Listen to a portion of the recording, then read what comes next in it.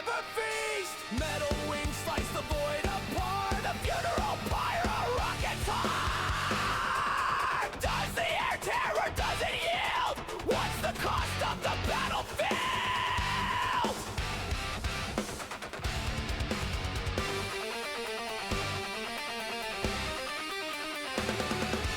Volcasonic retro propulsion. Firefights fire in the sky's combustion. From plasma storms and blackout seas. Gravity's chains snap with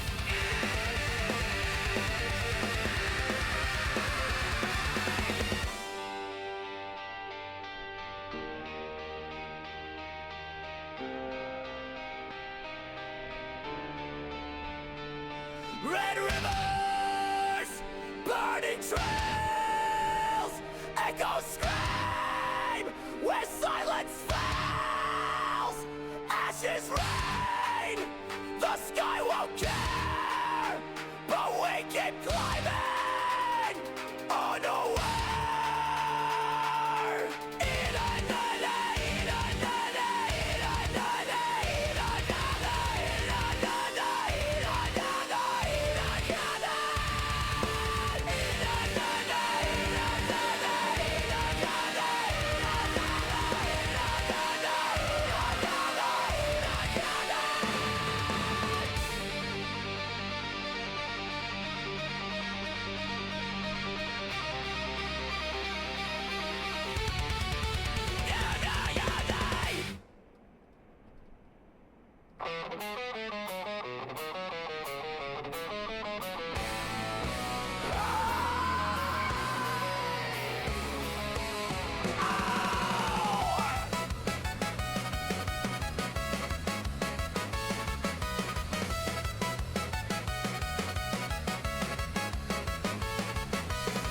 EJ in his rocket chair, blasting curveballs through the air. Space tape, duct tape, pull the tight, orbital mechanics all night. Wrench in hand, he'll fix a ride. 1995, finish pride, rust and bones, car reborn, screaming engines greet the moon.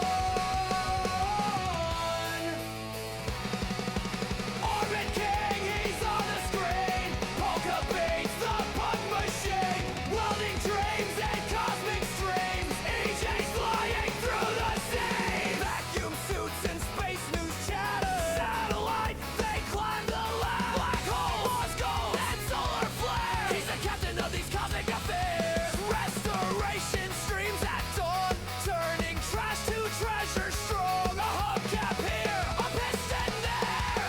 He's the Twitch King with the space age flair.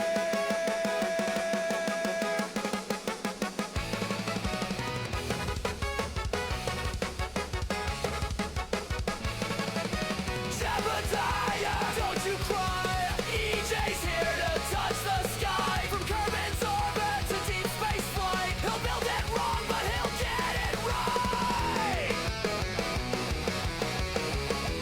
We'll get it right. Don't get away.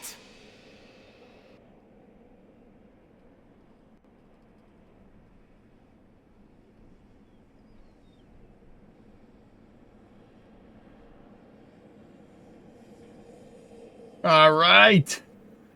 Cities. Working on the racetrack. What's going on, everybody? How you doing? He'll build it wrong, but he'll get it right. Yeah. I didn't make the lyrics, Rares. I didn't make the lyrics, man, okay? A computer did.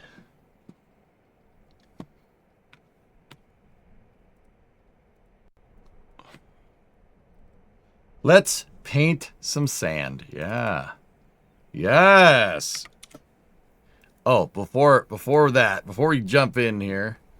Wait, is okay, Rare States, we got confirmation signal over there. All right, cool.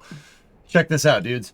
So this is ADSB Exchange, and I wanted to show you guys this. Where are they? Oh dear. They're in here somewhere.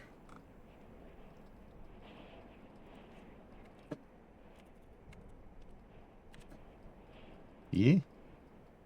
There. No.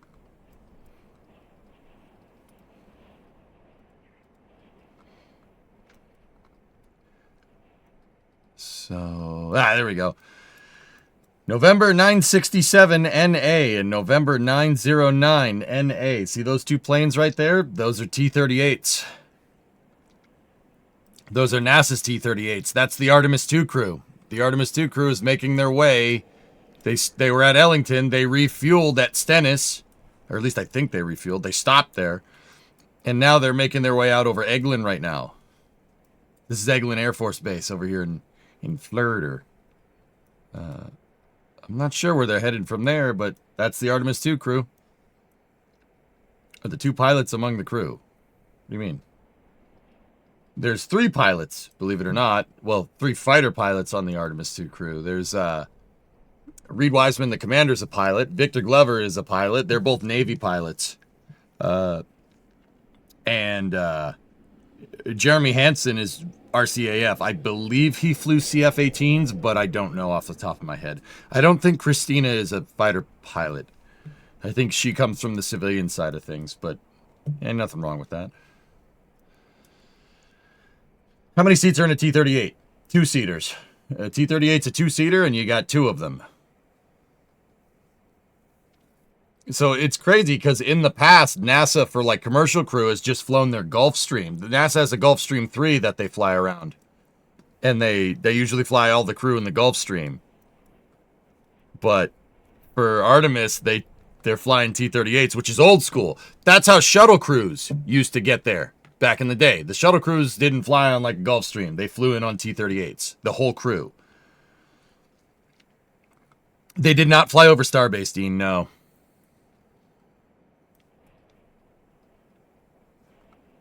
Yeah, see, this is it. That's Whiting right there. So all this right here, Eglin, is like a huge training ground for pilots. Like that's where people like learn to fly different planes and stuff. Yeah, Eglin's big time, and they're flying up through there, which is pretty cool. Like there's always training helicopters flying out and about out here.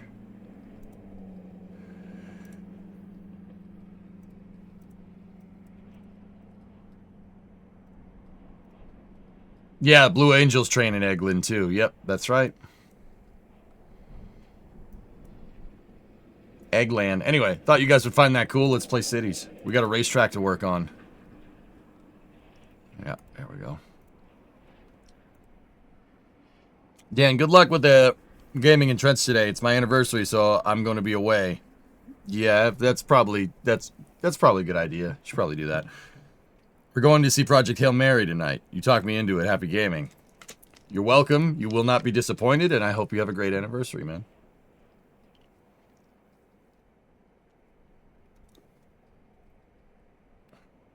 There. Racetrack. Peppo arrived. Oh, crap. I don't know if the racetrack was the last thing we had open. I think Epcot was the last thing we had open. Turn that down just a little bit.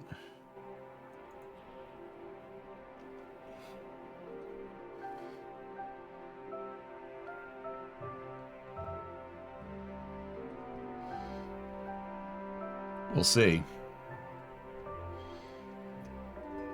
Epcot, what I missed. This is an old cities project that I was working on. If it is that.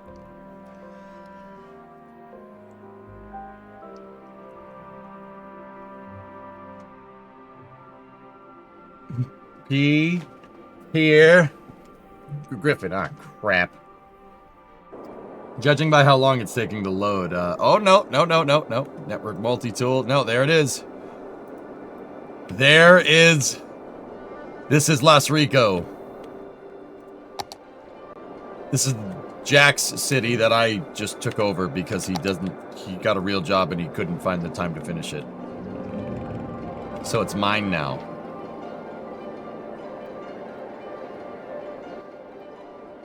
So I built a racetrack for it.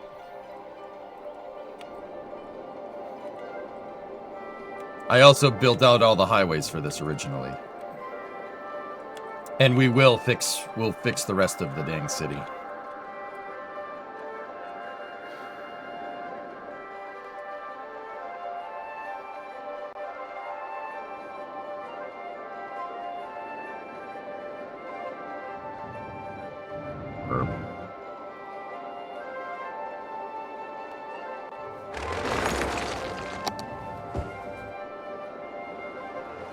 All right.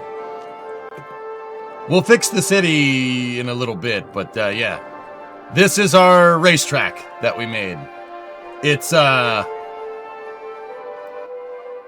that volume down just a little bit.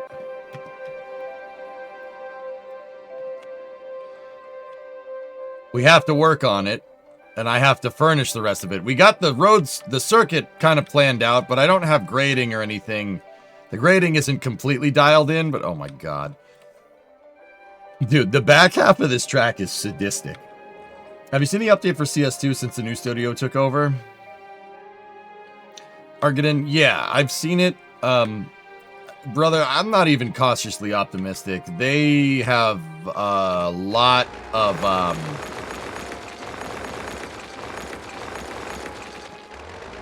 it will take a long time for me to even be remotely, like, cautiously optimistic. Like, bro, I don't... You got a long way to go to win back my good grace. You know what I mean?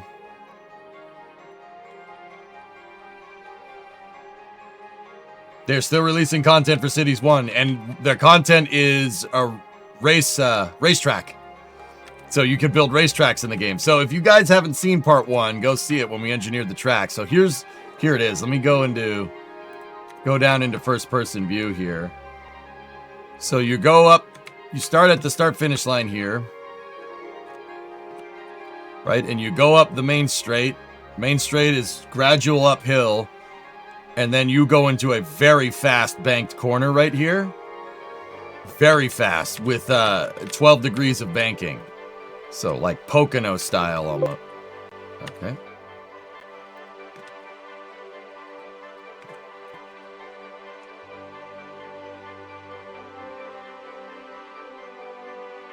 So you go down here. That leads to a very slow speed corner right here, but it's an increasing radius right. Think Parabolica at Monza if you know racetracks. And then that leads down here. You got a high speed lefter. Right? Increasing radius again out here. Full throttle out here. And you go full throttle uphill to a hairpin turn. That's inspired from Circuit of the Americas, from turn 11. That's Circuit of the Americas. And then you're going down here, and this is the really fast part of the course right here. You got a quick right, quick left uphill. Very fast up the hill. Very fast. And then you got a high-speed double apex corner right here. This is like Degner from Suzuka, if you're familiar with it. You go very fast into this part of the corner right here, and then you have to squeal on the brakes right there. And I have to add banking into that to make it like Degner, but... And yeah, I haven't gotten all the grading of the track completely figured out, so it wouldn't have stuff like this where somebody would quite actually fly off the road and crash, right? And then you go down here, right? You got a downhill into a downhill off camber left, right? Downhill off camber left right there into a... Hang on. This isn't playing nice with Synergy. Jack Tank, what's up, man? 74-month resub. Good job. You just created a nightmare for drivers.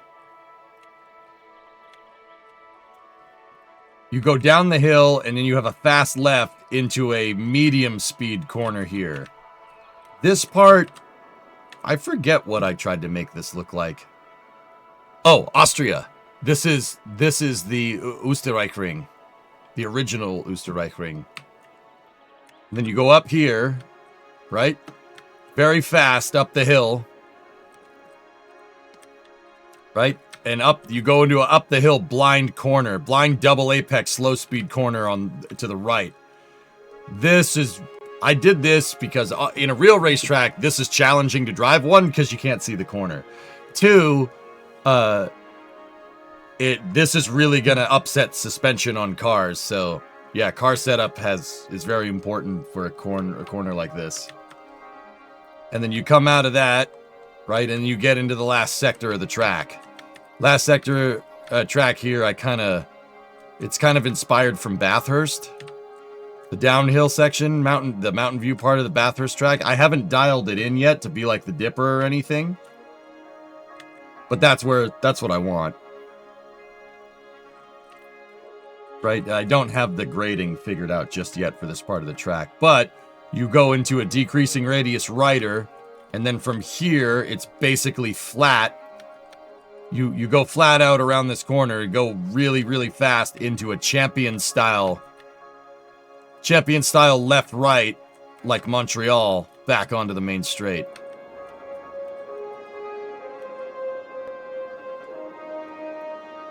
And that's the track. So we engineered the track last time. I mean, we did kind of figure out that it's a little bit of a humdinger. It's almost 6 miles long. It's like 5.5 miles. That's a really long track. But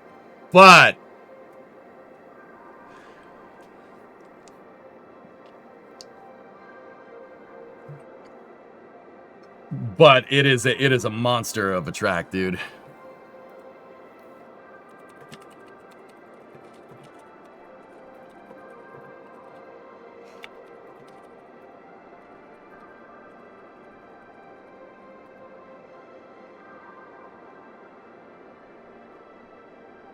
Yet another Tilkydrome?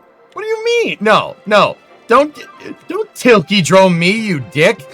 No. It's not it's Tavo Hellman. This is much more like Circuit of the Americas, where I just took bits and pieces of certain tracks that I like and just pieced them together. Just like the Austin GP circuit is like, it's Silverstone, a little bit of Spa, a little bit of Hockenheim, and a little bit of Turkey with the triple apex corner, like all thrown into one track. All right, no, don't Tilkydrome me. Tavo Hellman. All right, differences. All right, so we got to finish grading out the track. I graded it pretty well all the way up until about here. Yeah, that gonna have to fix that. So let's go in here and let's slope that, even out that corner a little bit. Yeah, there we go. Big downhill. Kalkoen Basterstad. Yes.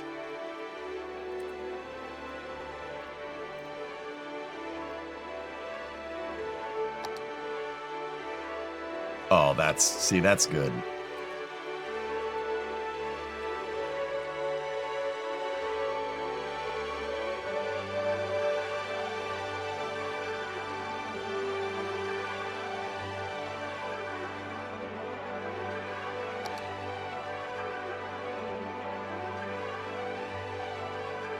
Now we're talking. Let's slope that. Oh, God, no.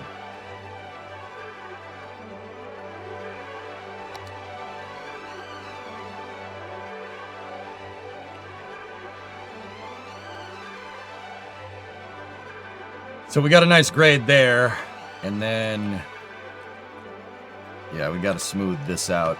So here to there, we need to average out that slope. There we go. I want this to be all uphill like that. Oh, yeah. And then what I want to do is average those 3 points there to make this a gradual.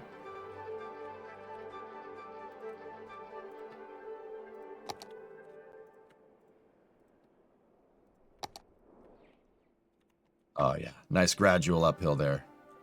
That's wicked nice, dude. Really nice.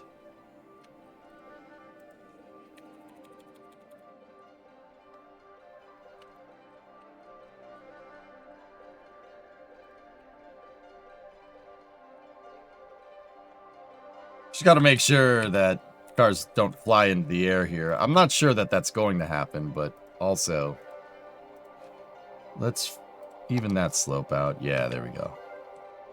And then, if we average the slope here, there we go. That should give you a nice gradual, it's still ribbony. I don't like that.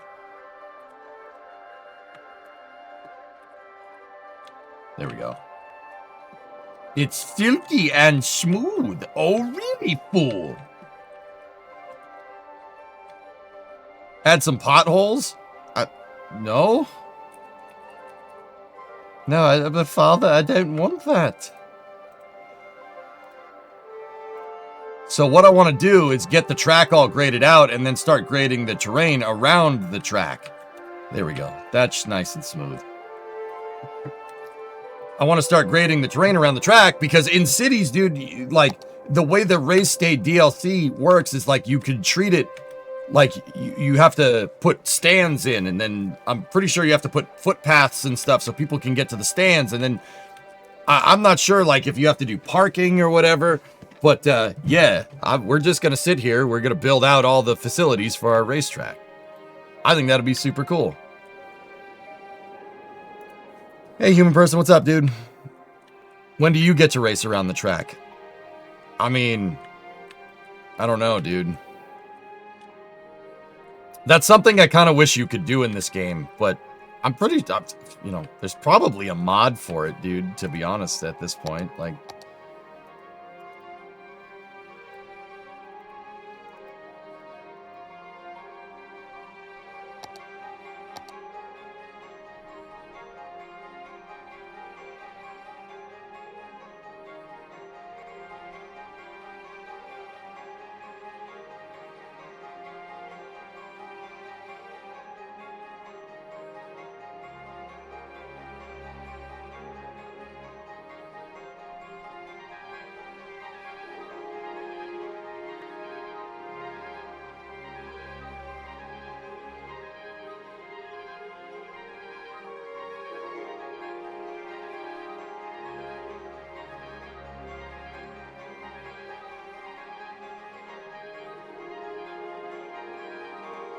F1 was downshifting into 130R.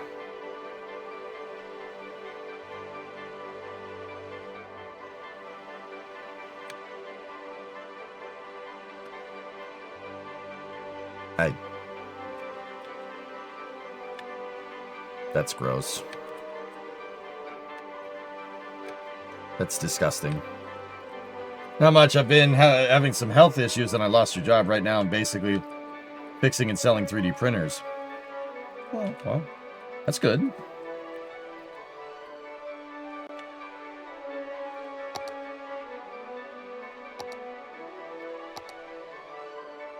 I'm sorry you lost your job, dude. That sucks.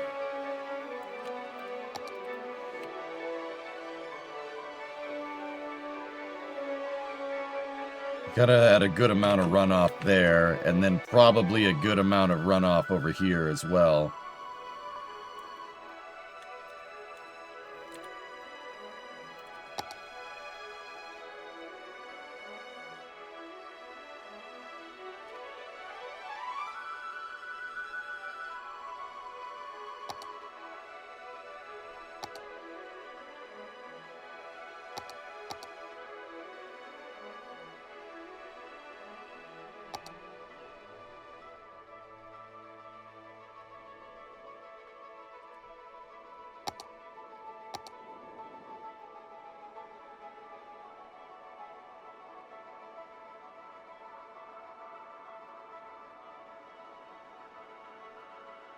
And we got to have a little bit of runoff over there, at least initially. And then we could start going out and planning where we're going to put, like, grandstands and stuff. Gotta add some grade right here. There we go.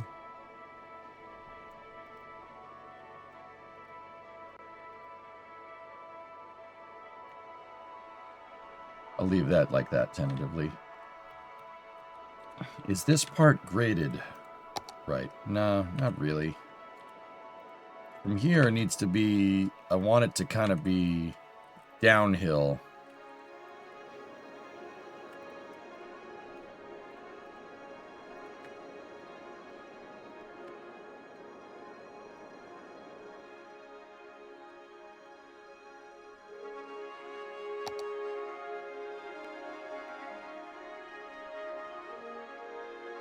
Need runoff so cars can safely park once the battery is run out. You need a BeamNG mod. That would be actually super cool, man. All right, now this part, I'm pretty sure if you tried to do this with a Formula 1 car, you would kill you. Somebody would die.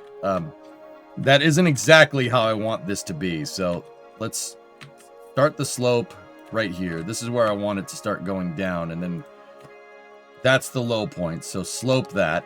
There we go.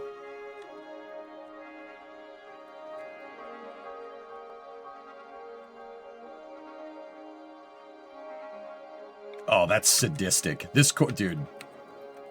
You have, I have the dipper, basically the dipper from Bathurst going into a decreasing radius right. That is sadistic. That's, I'll admit, that's kind of messed up. That's a really, really challenging thing to get right. Oh my God.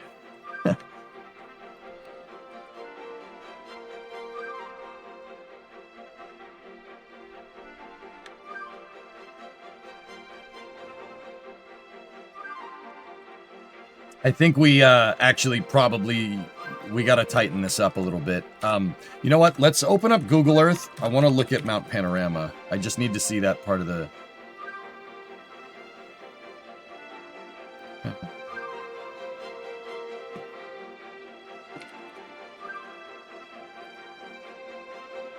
We're going down under, mate. We're going over to Australia. We go to Mount Panorama, and then we're gonna go over to Bathurst and see the track, mate. It's gonna be real nice. Yeah, here we go. This is the part of the track that I'm trying to emulate. See this? This is a real racetrack, by the way. Completely nuts going down these damn corners. Dude, so many... Okay, all right, accident aside, so many people crash here. Look at... That is as sketchy as it looks.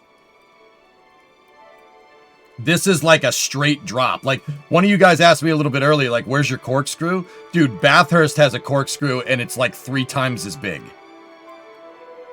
This part of the course is absolutely sadistic.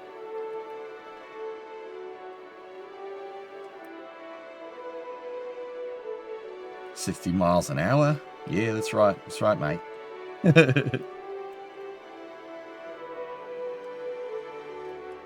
Oh, look. It has street view. So this is going backwards. We're going up the track right now. The cars would be coming down this. That's... Bro, so many people crash. It's so easy to pin it here. Like, it's so easy to hit that damn wall. And that wall is concrete. If you hit it, it's gonna hurt.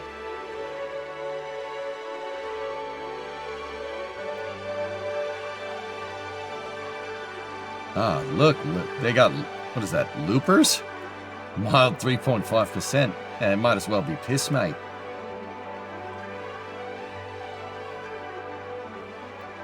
Bro, this track rules. You're literally driving on the side of a cliff. Look at this. This is so good. Oh, I love it. It's one of my favorite parts of any racetrack, dude. Koopas, alright. And then super cheap auto. Very nice. Yeah, look. This one you can't even see going into it. Oh, it's so good. It's so good, dude.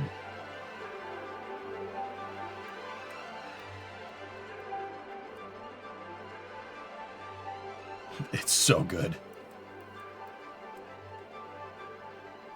Navy iRacing flashbacks? Yeah, how many times have you gotten spun off the track on this part, dude? Look at the elevation. That's so good, man. For a moment there, I thought we were playing GeoGuessr. Yeah, Bathurst. There's a pretty bad crash at the 12. Yeah, dude, somebody got broadsided. actually think it was through the Dipper. It was down here. It was right here, right around this corner.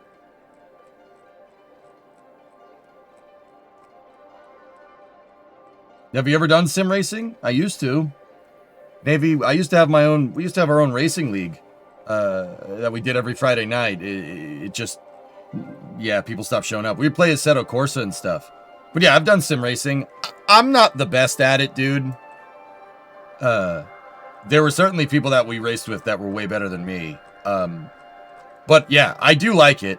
And I don't know, maybe I was thinking, like, I had been talking with the Friday Night Racing guys, and I think starting an enduro racing team, an enduro racing sim racing team would probably be a cool idea. We could probably do that. I mean, I don't know, you guys tell me if, like, you know, whenever a big race comes around, doing a 24-hour iRacing enduro stream.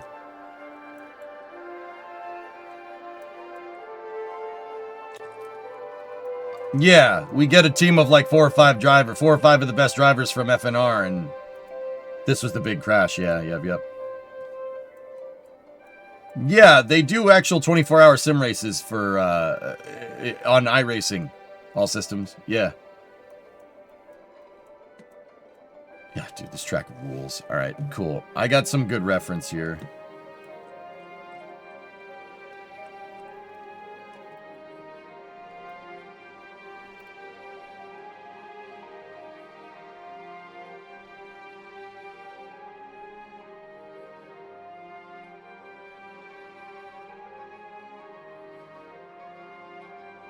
Have you seen the setups where they control RC cars with sim racing gear? No. What are we building?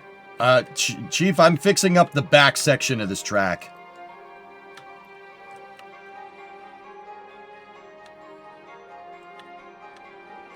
You know what? I want to tighten up some of these corners.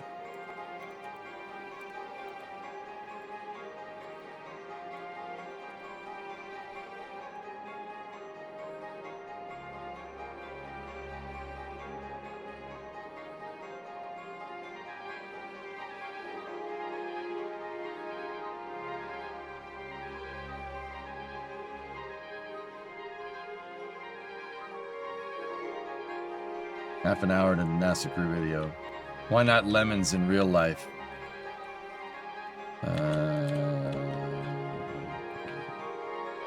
Because I don't want to. Right now, at least.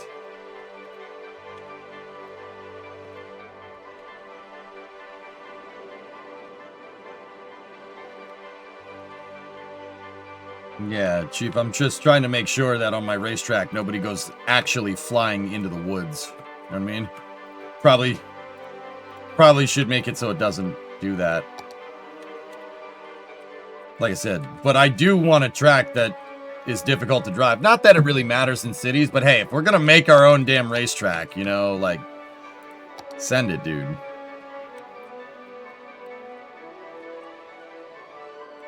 But yeah, that I've talked with the Friday Night Racing guys, the regulars, about doing something like that. There was interest, so you guys want to see something like that, you let me know.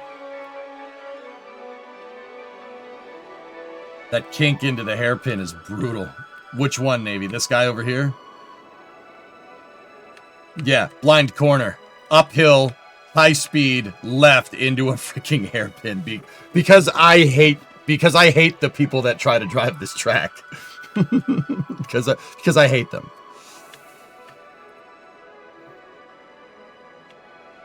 What am I getting pinged about? Racing. Forgive me, this is a little bit off the, like, out of nowhere, dude, but would you be interested in doing, like, instead of like Friday Night Racing, if we all get iRacing and stuff, like doing an enduro race, doing an Team EJRA enduro, like on iRacing or something? Would you be interested? We'll put a team together and we'll do a 24-hour, and then you guys, so like how that would work, guys, is you guys race and I would crew chief. I would crew chief it so I can talk to people about what's going on, etc., etc. No iRenting or LMU for you. Okay, cool. Noted. Understandable. Have a nice day. Not even if I bought you a subscription to do it?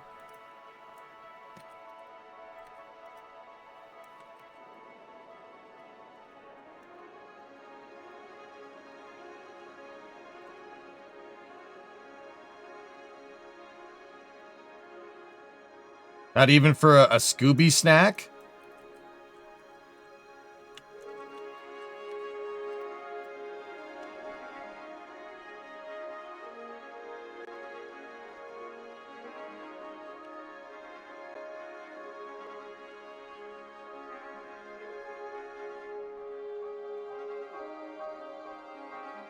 I appreciate the thought, but I'll still pass.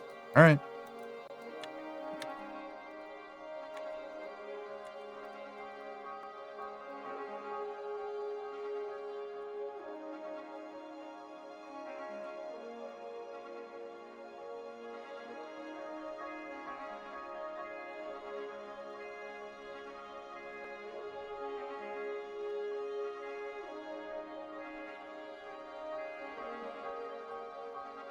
All right, I'm working on the runoffs here for this part. I think I got the track graded how I want, but...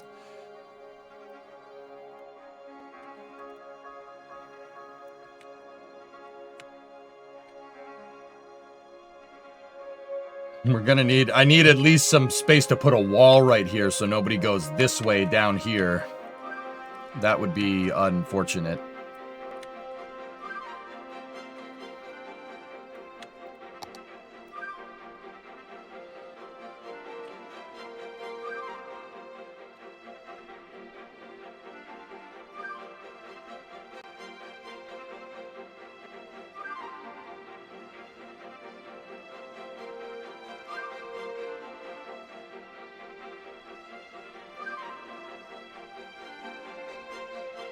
Yeah, no, I'm just gauging interest.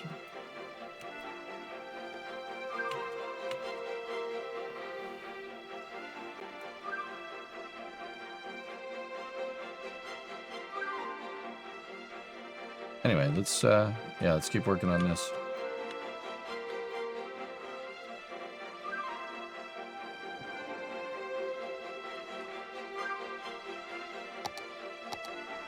I don't do charity, Coltech.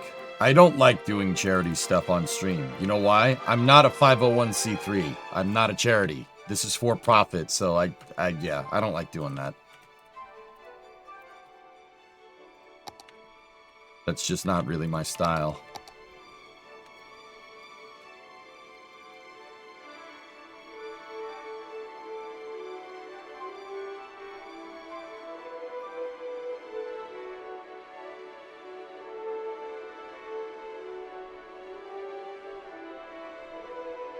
Cliff needs some rocks.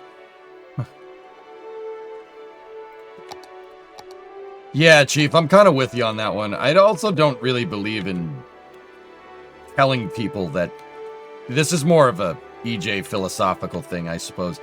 I don't need to tell people I'm doing good things or I raise money for stuff. Like, I just do it. Like, if that makes any sense. I don't need to be seen being charitable. I just am. Like, I don't know. Call me a little weird. You'd probably be right.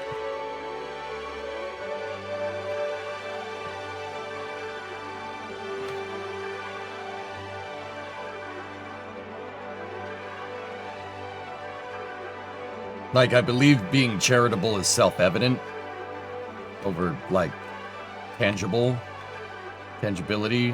for being altruistic, I suppose. You? Weird? No, yeah, I know. I know. Yeah, Dean, I'm not gonna lie to you. I stream as my job. It's my work. Like, I'm not gonna sit here and pretend like, oh, this is for the kids. I mean, no. My job is doing that already. I don't need to tack anything else onto it. Let's not complicate things here. You know, in a world where people really like doing that, we don't need to complicate stuff.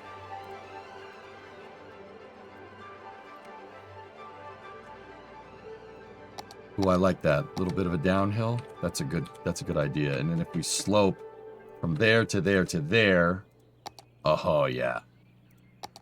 Yes, give that a little bit of downhill. That's real good. Really nice.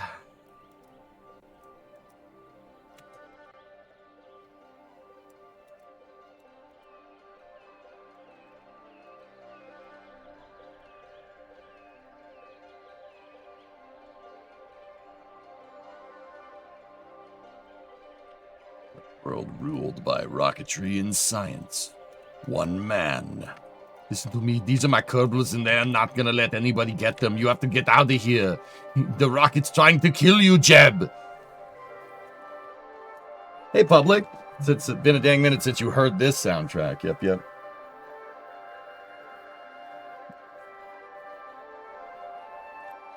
Bring it up because those races are generally chill and fun. Yeah, no, I got you. I hear you.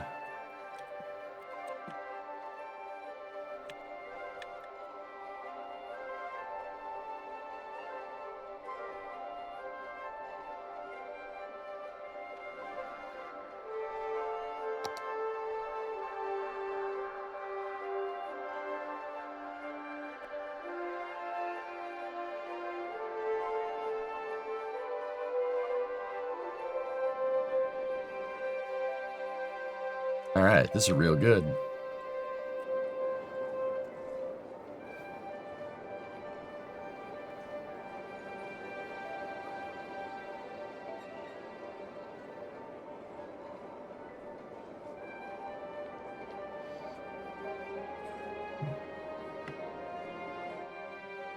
All right, let's get rid of those.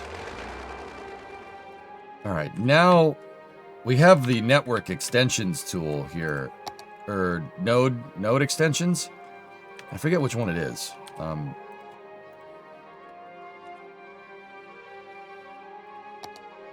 But that is that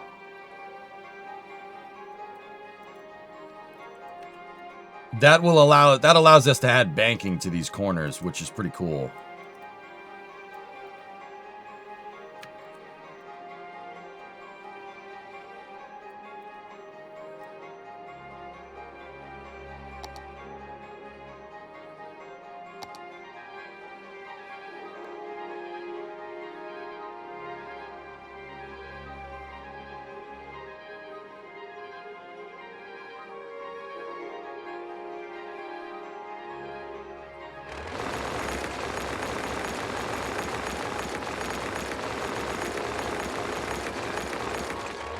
Node controller. Is it? Yeah, is it node controller? I got that, whatever it is. There we go. Yes. Yeah, this still looks a little bit bumpy here. Let's try to just raise that up just a little bit. Yeah, it looks good. Hey, Cajun. Went to a dog show the other day. Yorkie took best in show, a Jack Russell took second, and a Scotty took third. I'm starting to think these judges have some sort of all terrier motive.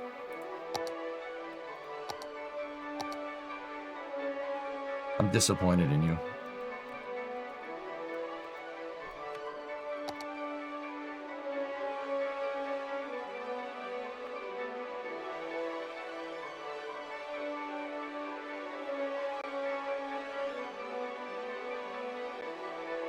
Last, what's up, man? Marquez went for a ride.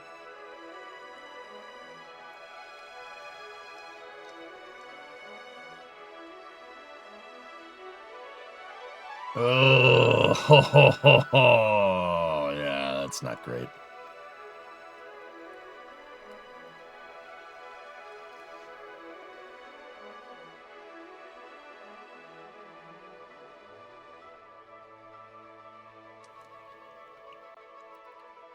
Yeah, look at this, dudes. This is not great. This is not great. That's not ideal. Watch. He comes over the hill, the elevation, he gets a little squirrely. Oh, that's good. This is a certified pucker moment. Bro, I hope he's okay. Oh my goodness. Yeah, guys, watch how quick this freaking happens. Watch, ready? Yeah, there you go. Are you recreating Laguna Seca? No, not really. This is like a combination of a bunch of tracks. Holy crap, dude.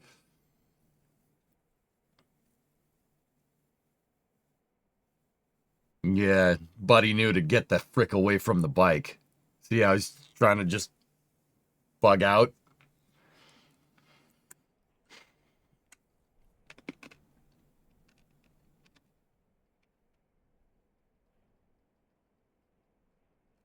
Oh, yep.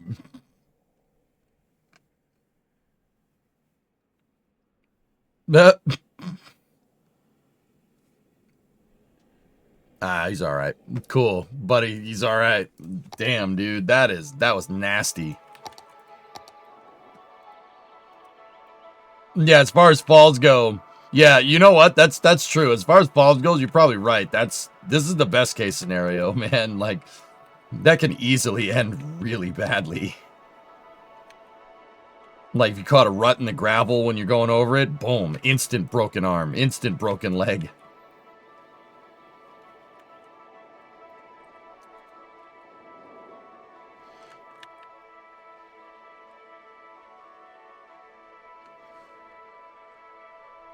You'd be glad protective gear is a thing. Indeed.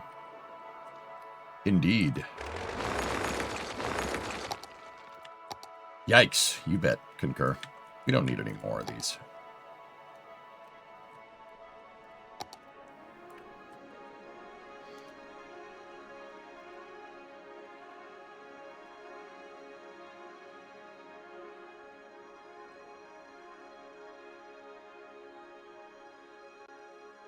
Hey, Mats. What's up, dude? So this track is not a recreation of Laguna Seca, guys. It is it has a couple of I have a couple of inspired corners from different tracks. But this is more my own design.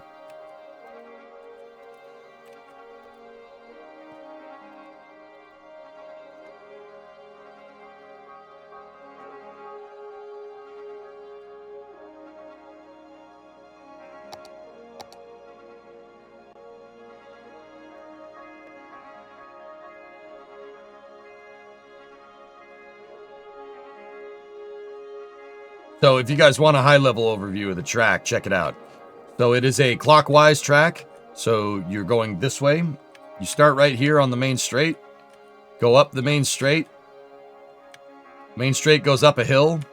It goes up the hill into a corner with 11-degree banking. Very fast.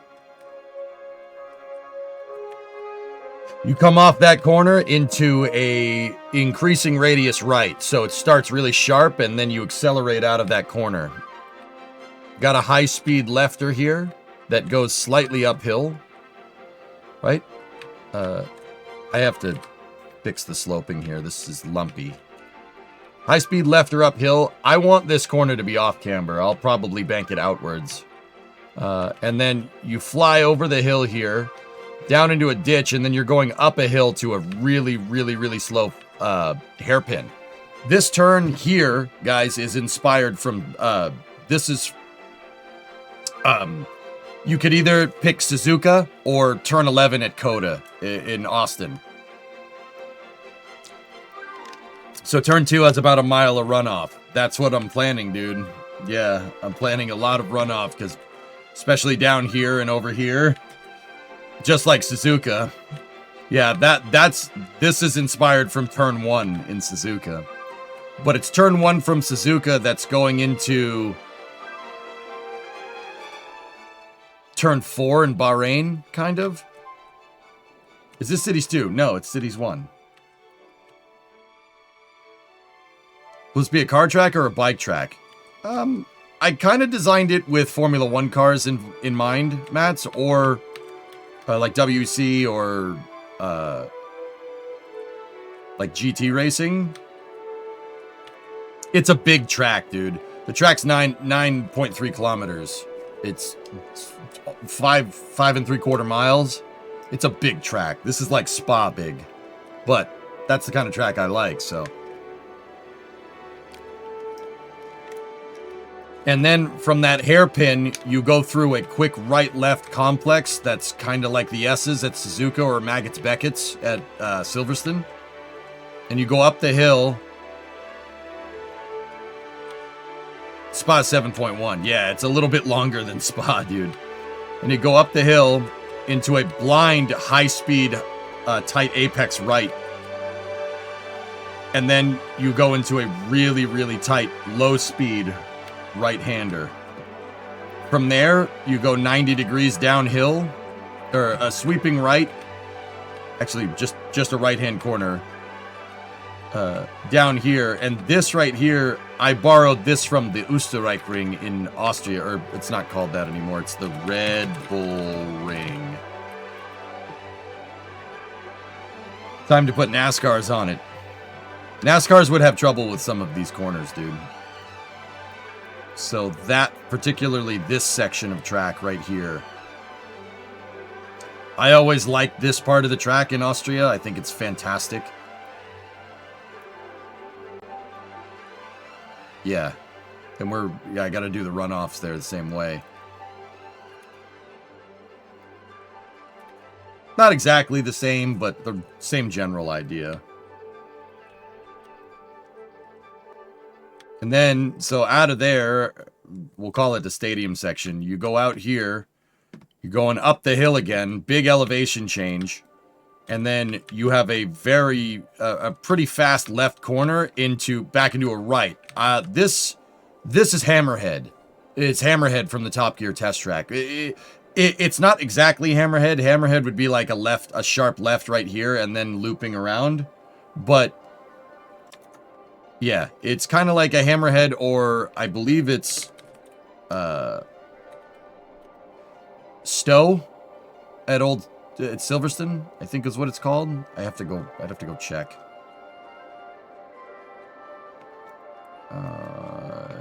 It's kind of like this.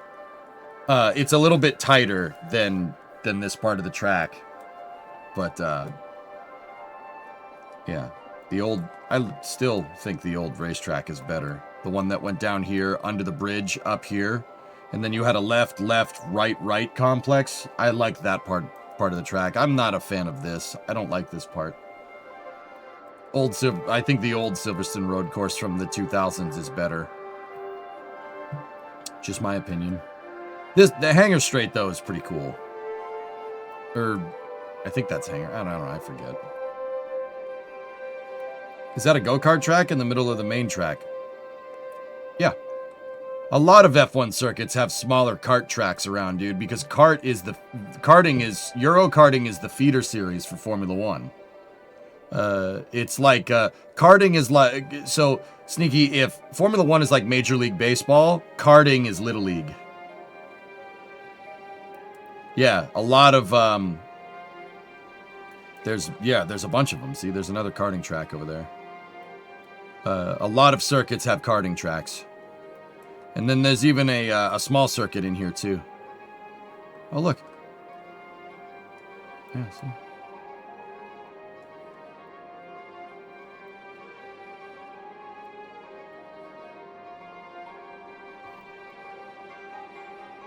They're going to rob Piastri of them to win anyway. Yeah, karting is like learning the basics. Karting is super fun if you can afford it. They have karting series in the United States, Sneaky. We have feeder karting series, and it's nuts, bro. The go-karts. Those go-karts go 70 miles an hour, dude. Imagine going 70 miles an hour in a go-kart. That's pretty sketchy. You're very familiar with karting? Yeah, there you go. All right, I'm going to see Hail Mary tomorrow. It means I get to be here for the whole flame trench tonight. There you go, Lugia. Hell yeah.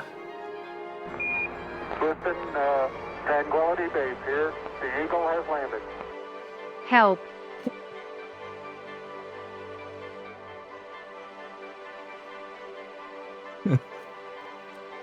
All right.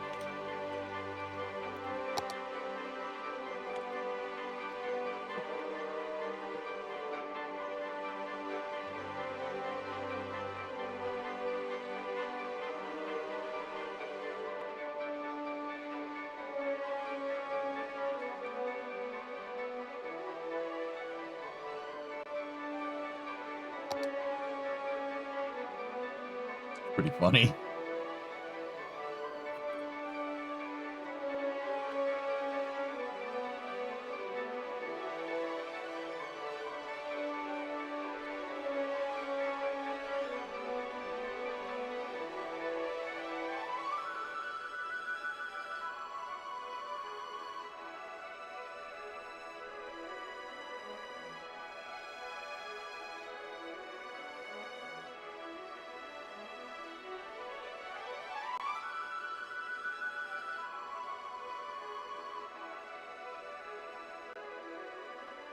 I wanted to smooth out this hill so it looks like Spa.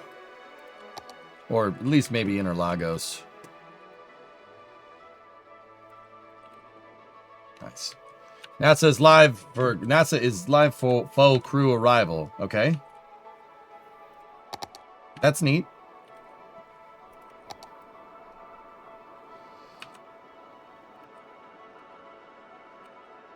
You guys want to watch that? I mean, I wanted to get some forward progress on the racetrack today.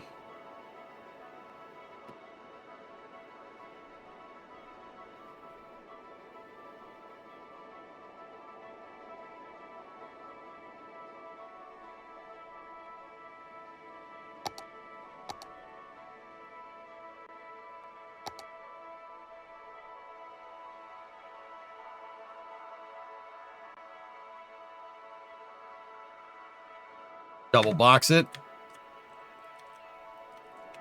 Okay.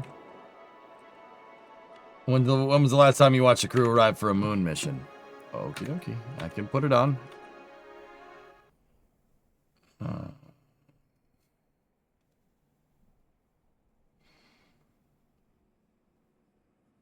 How do I want to do this? All right, let's pop out YouTube.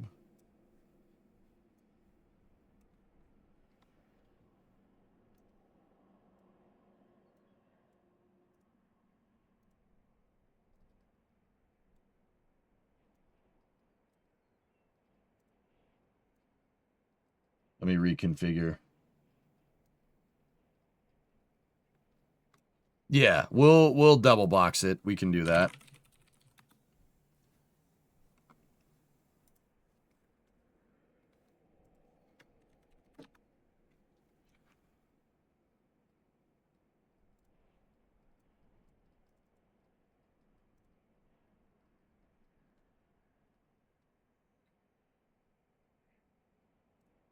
There it is. I won't key in the audio because that will kill the stream doing that. So I have both chats reconfigured on the other monitor, and there you go.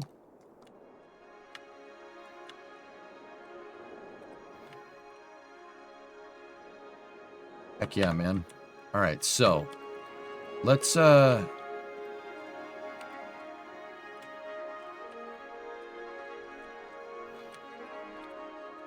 back over here.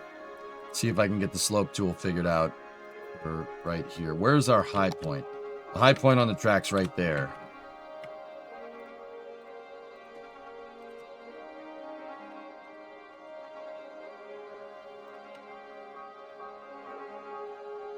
Let's see if we can just, yeah, there we go. Make that a little bit more gradual.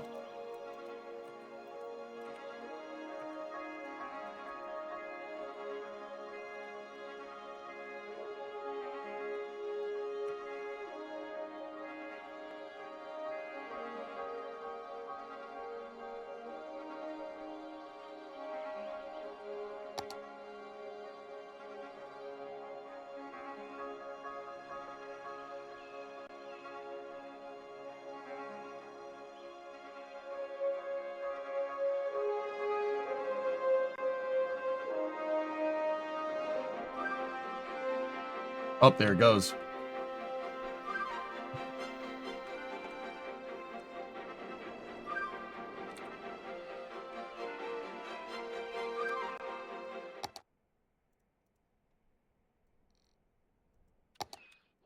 Discovery, go at throttle up. Go at throttle. A hot box, 59-month resub. Thank you.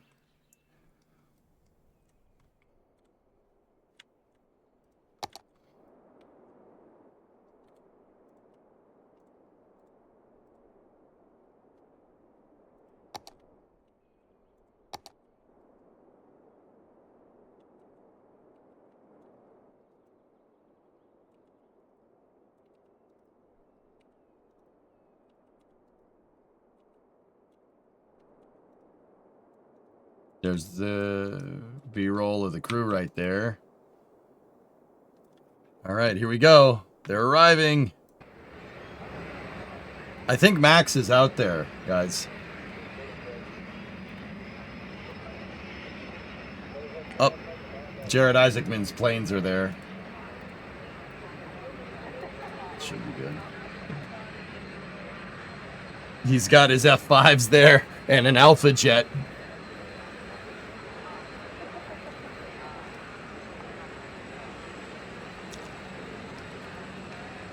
So this is the crew that's going to go out to the moon. The launch is tentatively scheduled for April 1st. That's next Wednesday. And this will be the first time that NASA astronauts go out beyond low Earth orbit since December of 1972. Yeah, Jared commutes to work.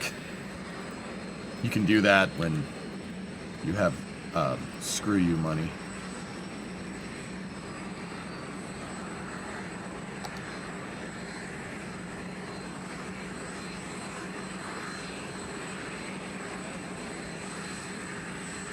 .6:24 is the launch time.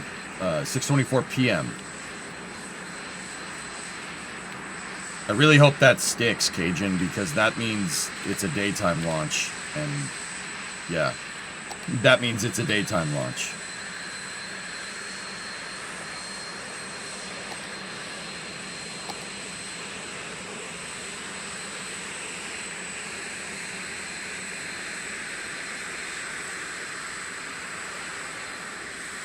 Stay like that. There we go.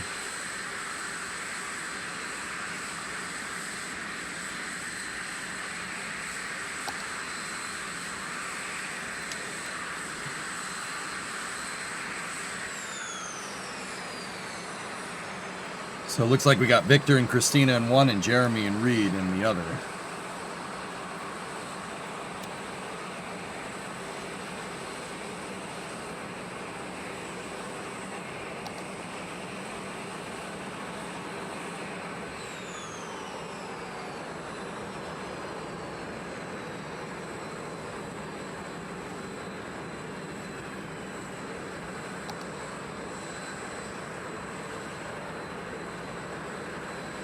So we got the Artemis 2 moon crew arriving at Kennedy Space Center for their launch next Wednesday.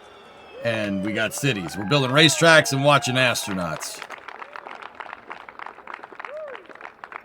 That is the 6:24 p.m. launch time is pretty good for Jellyfish. Should be doable. I don't like this hill crest right here. I think we gotta lower it a little bit. There we go. That looks really nice. Oh, Jeremy was flying. He was flying that T-38. Jeremy's a RCAF. He's from Canada, Royal Canadian Air Force. He was flying the T-38 with Reed behind him, and Victor and Christina were in the other plane.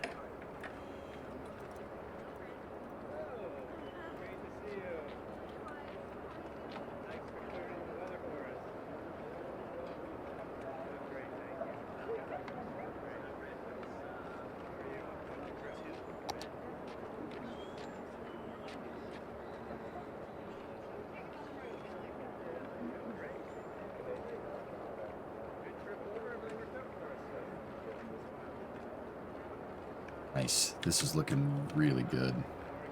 Very nice.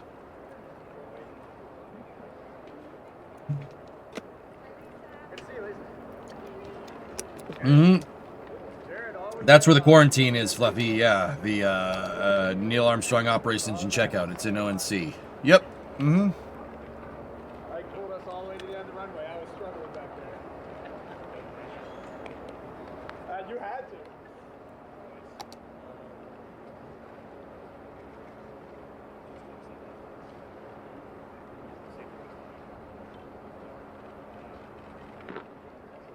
Go.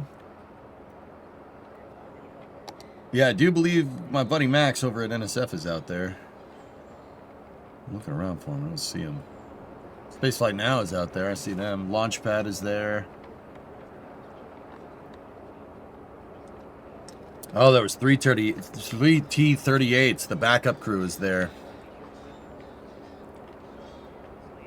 Bro, look at that. I'm going to the freaking moon. That's so cool. Are they at the SLF? They are at the SLF. Yeah, that's the old shuttle landing facility. Yes, that's where they land when they go to KSC.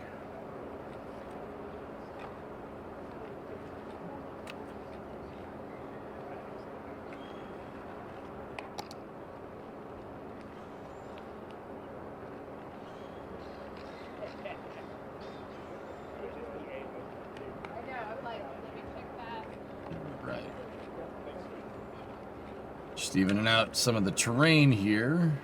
Make it look nice. Smoothing it out. Sorry, I'm not talking much. I'm trying to listen. I have the audio tuned in so you guys can listen too. All right. Hey, Larry. Machine look good. All right, so this sector of the track here is more flat. So I want to keep this. I want to make sure these are all exactly at the same height.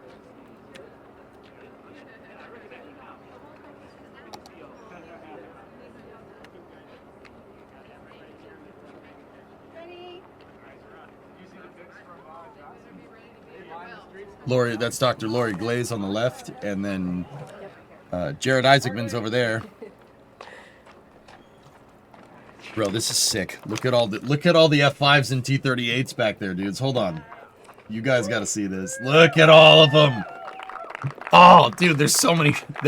So the NASA administrator owns like all of those planes in the back over there. Welcome to NASA's Kennedy Which is Space sick. Center. Moments ago, we saw the Artemis II crew arrive ahead of their historic mission around the moon, and they have now joined us and will be taking questions from the media shortly. Before we get started, we'll go ahead and kick it off with some opening remarks from the crew. Go ahead. All right, thanks, Courtney. Hey, let's go to the moon. Yeah, baby. I think the nation and the world has been waiting a long time to do this again. And on behalf of myself, Victor, Christina, Jeremy, we are really pumped to go do this for this entire team. It has been a lot of work. It's been a great journey. Commander Reed Wiseman. It's great to be down here in the Florida warm air. The vehicle looked amazing on the pad Nah, on the there way won't be in. anything here, Panther. Victor and Christina led us here. It's just been an awesome start. It is, to this Don's, journey right? here at Kennedy. So And then just I'll hand it over populate to up Victor. Kennedy Thank you. Space Center with all your fighter jets that you own. Good afternoon, everybody. It's awesome to be here. We love coming here. About 100 miles away. We said how much we love flying into KSC. And so I just want to send a special thank you to our AOD team. They pulled a lot together to make this possible for us to get to fly all these jets and stay in quarantine and have all the support. So thank you to all of them, and looking forward to answering your questions. We're so happy to be here. Little anecdote on the way here, we had an ATC controller actually reach out and ask us how the weather was looking for launch and wish us luck. So Yeah, It's baby. really exciting to see how many people are paying attention to this. Even just being on this team for 3 years, we're actually short timers. A lot of people have been working for a long time. So we're ready to do this and That's to cool. fulfill our mission for all of you. Thanks, Adam. Wow, what a welcome. We left a crazy goodbye from just so many people lined the streets. It was a warm embrace on our way leaving home to come here, and then to arrive here and have all of you supporting us on the way in just feels really positive. I got to tell you, I am fired up. My family it's hard to say goodbye. We'll see them again tomorrow, but we're all fired up to go do this. So, Alonzi. Nice. In NASA speak, I got 2 go-backs, which means I just forgot stuff on the first time through. We want to give a little salute to our backups over there, Andre and Jenny, so give them all a round of applause. They've been on this He's journey honest. every step of the way with us, and it's great to have them I in the love aircraft Reed. with Reed's us the coming man. down here, and they'll be strapping us into the vehicle when it's launch day. And then I didn't forget, we wanted to save this for the end, but we are holding our 0G indicator rise, and Christina will make a few comments about this. Yes. Let's see if I can get this microphone in place. But we are thrilled to announce today The winner of the Zero G Indicator or ZGI contest, which was participated in worldwide, and our buddy here named Rise, was submitted by second grader Lucas Yee from California. Yeah, Lucas. Thank you, Lucas. The crew personally participated in selecting our buddy, our stowaway, to fly with us, and It's a celestial this buddy. little guy Rise really resonated with us because the theme is actually the Earthrise photo taken on Apollo 8, which is All right. inspirational to all of us. And it is a mission that sort of mirrors our own. And we've incorporated it into our mission patch and also into our ethos and values as a crew. So welcome aboard, Rise. It was a great first flight with you. We look forward to the next one. Thank you. One last cool little note on Rise is on the bottom of Rise, there's a little tiny zipper right here. And the micro SD card that has everyone's names that they've submitted. There's still time. I think it closes tonight. Courtney can make sure. But this is where that SD card will live, so it will be right here on our ZRG indicator. A great little feature of our little buddy Rise. Thank you. That's right. We'll be taking submissions until 5 p.m. tonight, so you still have time to get your name in if you're interested. And with that, we'll go ahead and start our Q&A portion of today. We have a microphone right here. Please be sure to state your name and media affiliation before you get started. Go ahead. Hi, Marcia Dunn, Associated Press, right over here. Here we are.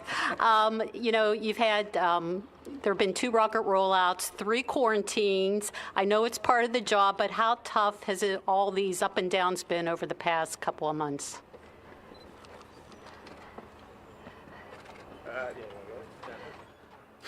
I think for the crew, we focus on training, readiness, safety, and so we've known that was a possibility the entire time, as you stated. But our families have really turned to make it possible, and I think we actually were able to quarantine all of us with our entire families, or at least it started that way. And so I really just wanted to focus on them and say thank you to them for making it. How's that? For supporting us through all the different iterations. Is that pretty good? That's this business. It'll go when little bit of the carousel engine's action. at zero, and so that we totally understand that, and we still have some weather updates and some technical things to get through between now and when the launch window opens. Oh, sure. Hey everyone, Mark Strassman, CBS. Good to see you all again. Reed, I think I'll toss this one to you if that's okay. Ever since the 4 of you were selected 3 years ago, you've been focused on this moment, and of course, millions of people have been following along, and there are millions of people who are now just realizing this moment is about to happen. Yeah. So when you factor in the unpredictability of space, and when you factor in the fact that this is first and foremost a test flight, what should be the expectations for this mission? I think I'll start with April Don't 1st die? through the 6th. The way I kind of think about it in my head is this is the first time we're loading the crew on with fuel on the pad. So we're ready. The rocket is ready. We are ready. NASA is ready. This vehicle is definitely ready to go. We went through the flight readiness review. We are ready to launch, but we're also humans trying to load millions of pounds of propellant onto a giant machine and send it to the moon. So it could very well be that we get on April 1st and we're behind timeline and we're just not ready as a team. Don't say it, Reed. And then we'll probably take a 24-hour or a 48-hour pause. Damn it. In my head, it probably maybe a 48-hour pause, regroup, come out on the 3rd, give it a go again, see how it goes. And if we get off on the 3rd, great. If we get off on the 6th, great. If we got an issue and we got to come back in May or June or whenever the vehicle and the team are ready, we are ready for that.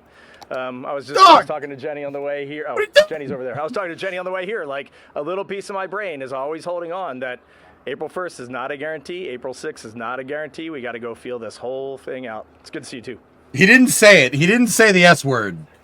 But also, Hello, Reed! Goddard for the Times of London. What are you doing? You're about to embark on one of humanity's greatest endeavours. There's the 250th anniversary jets over here. You've got the backdrop of everything that Jared announced last week with stepping up the pathway to the moon and Mars. I wonder to what extent that kind of weighs on you as either a burden or a blessing, and how you consider your places in history. Thank you. I'm happy to sit there.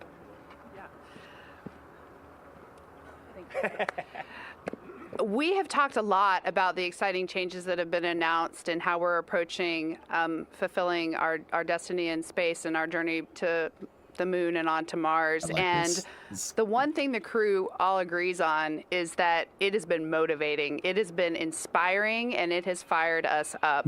We have added in extra looks at our training because we are already ramping up ideas for how we're going to get the next crew trained. And if anything, it just contributes to something that we've held in our values since day one as a crew. We actually have relay batons because in spaceflight, whether it's a short duration flight like a sprint, a long duration flight like many of us have been on, we call it a marathon, we're in a relay race. And we're not successful till the next missions are successful. And if nothing else, this just fired us up for that all the more. Yeah, baby. Get it. Hey everybody, great to see you again. Welcome back. It's been probably a year and a half since I got to talk to you guys. I'm James. I'm our local reporter from Channel 6. So I was wondering, what does it mean to each of you to be flying farther away from Earth than any crew before in more than 60 years of American spaceflight?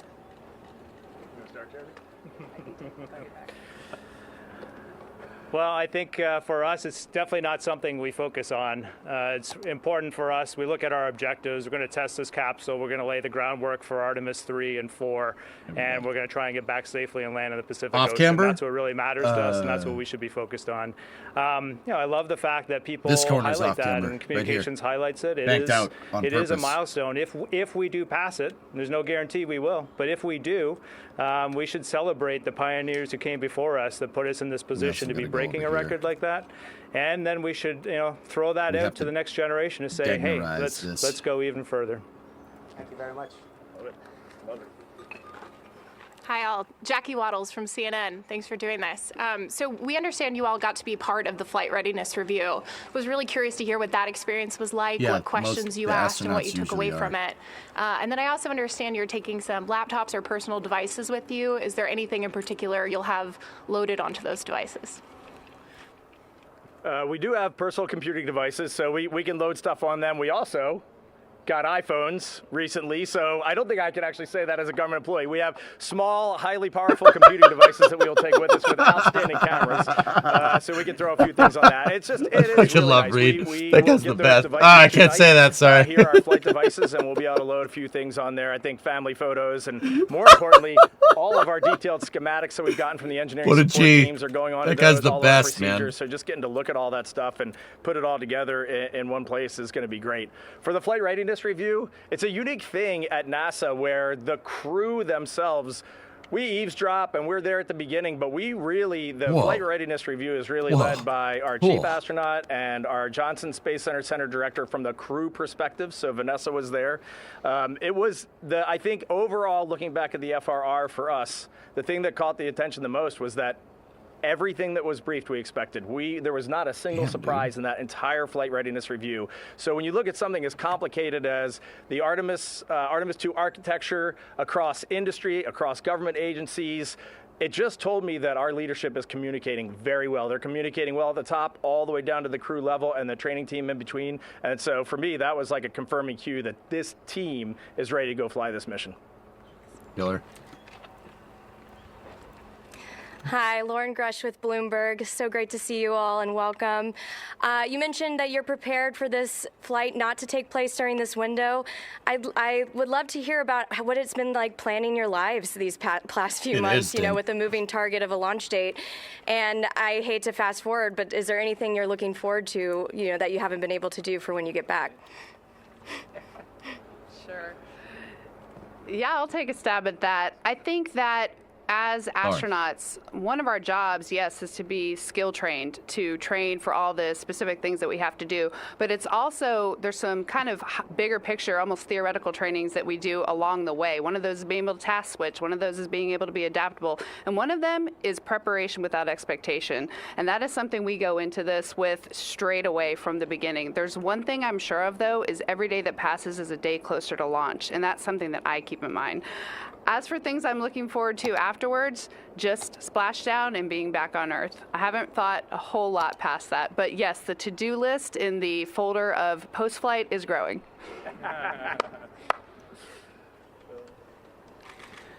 Hi, TG Mascara with the Epoch Times. Thank you so much, and welcome to Florida. I know you guys are adamant about how you fly when you're ready, and there's no guarantee, but an April 1st launch would mean that you guys would be on your way to the moon at Easter, which just seems to parallel Apollo 8 even better because they flew at Christmas. I'm wondering, have you guys thought about that at all? Especially like concerning the fact that you're leaving your families back home?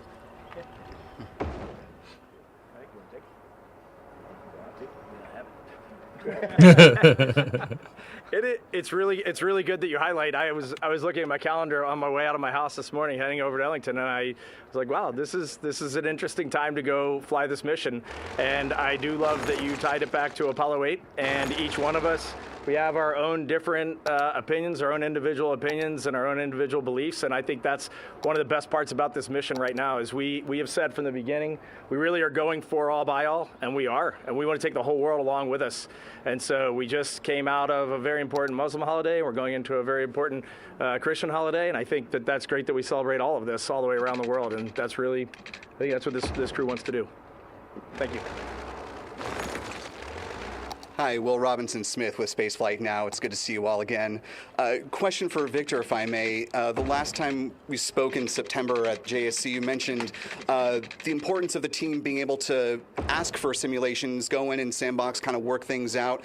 What was the last simulation that you all did at Johnson before heading out here? And do you have anything planned between now and launch, or is it kind of just focus up time?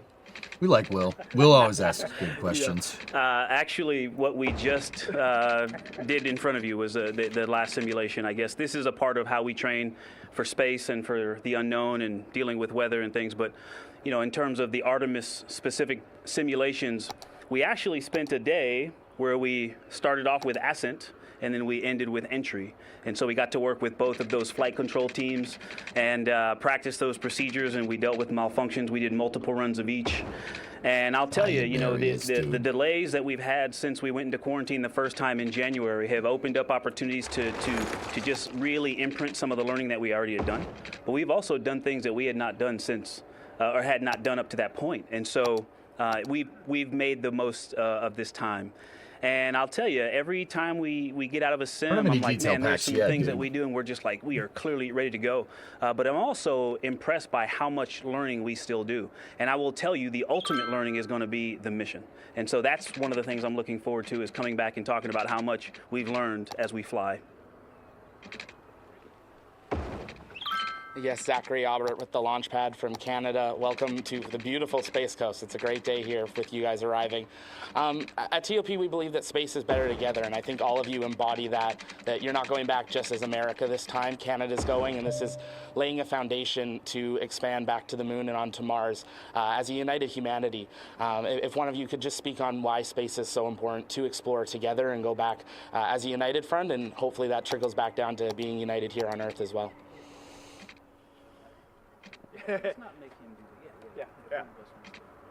You just kind of answered your own question there. I think you did a good job. So we are going back. The administrator has been hard at work this week talking about ignition and getting us. He's been talking a lot more than we have, for sure. So the plans that we have, the plans that this agency is setting forth and this nation is setting forth, we cannot do this alone long term. There's no way we are going to take this planet Earth humanity and explore the cosmos unless we are doing it coalition together, all of us. It is going to take significant investment. It's going to take significant development, new technologies, inventive minds. Everybody's going to have to come together. And I will echo what you always say.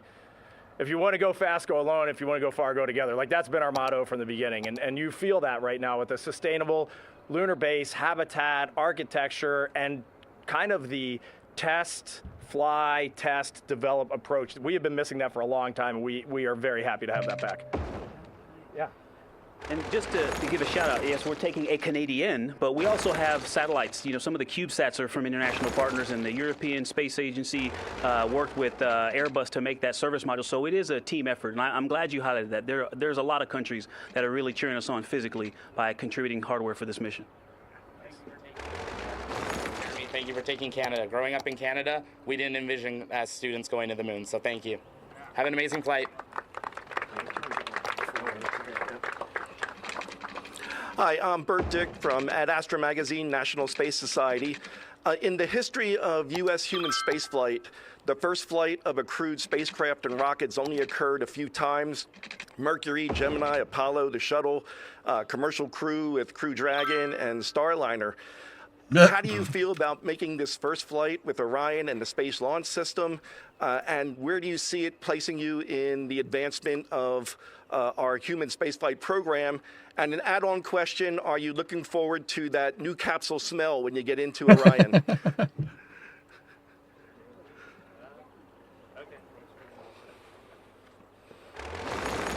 I think it's one thing that's common for astronauts is we just crave a challenge. And it's not just the astronauts, it's the team, it's the broad team. And when you're doing a first with a vehicle, any first, you just get to see people at their best. You are bringing a team, you're giving them challenges, you think you've solved it, then you realize you haven't, and then you see them dig in and dig out of that challenge over and over and over again, and it's just inspiring. And so to be part of first, and we got a lot of firsts coming ahead with all the changes, this is an exciting time, and it is going to truly test our mettle. And I think for humanity, gosh, how lucky are we to be in a position where we can set this many new firsts up in front of us that we're going to slowly knock down one after the other. There's something that we often say, failure is not an option, but I think it is often misunderstood. It's not that we never fail, it's that we don't quit when we fail.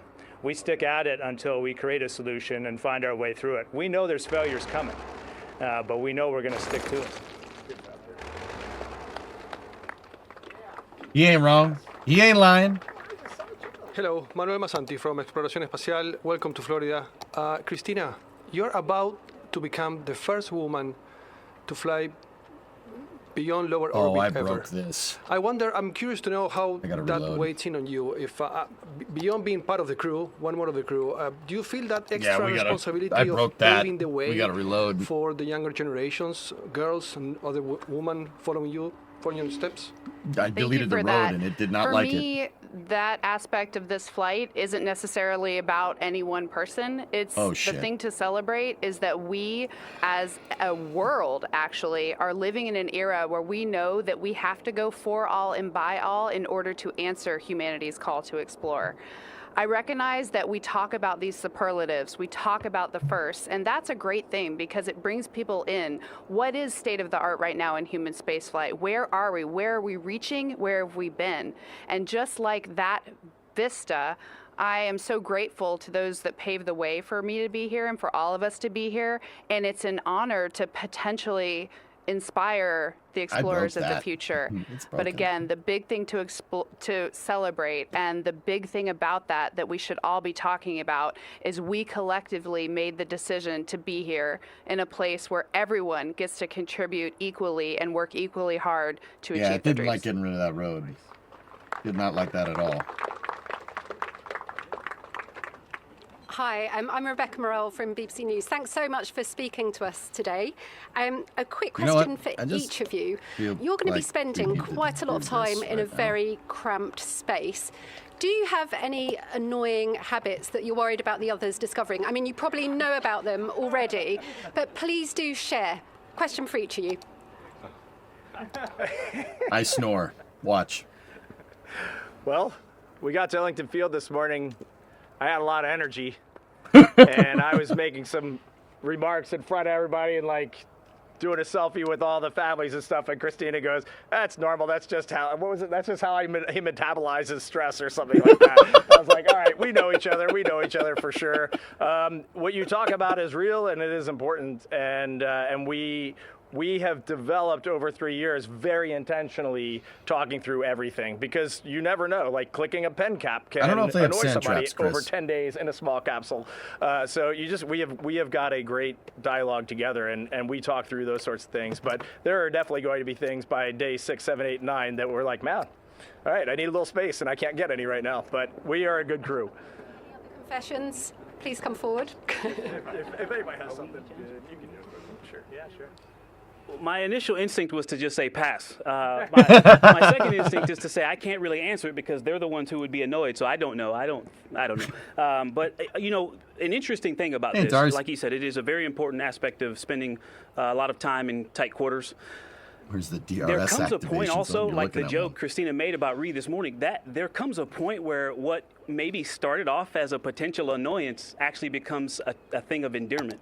And I think we have reached that point. We spend so much time together. We shared a stateroom on a Navy ship. We camped together. We've been in a lot of tight situations, and so they've actually become things that I think, at least I can say, appreciate about each other. And so I just wanted to share that aspect of it.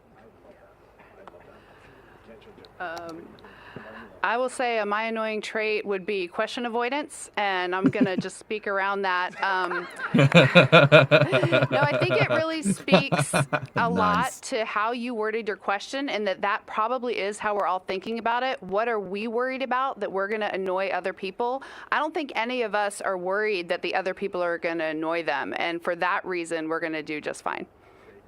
And for the record, I have plenty.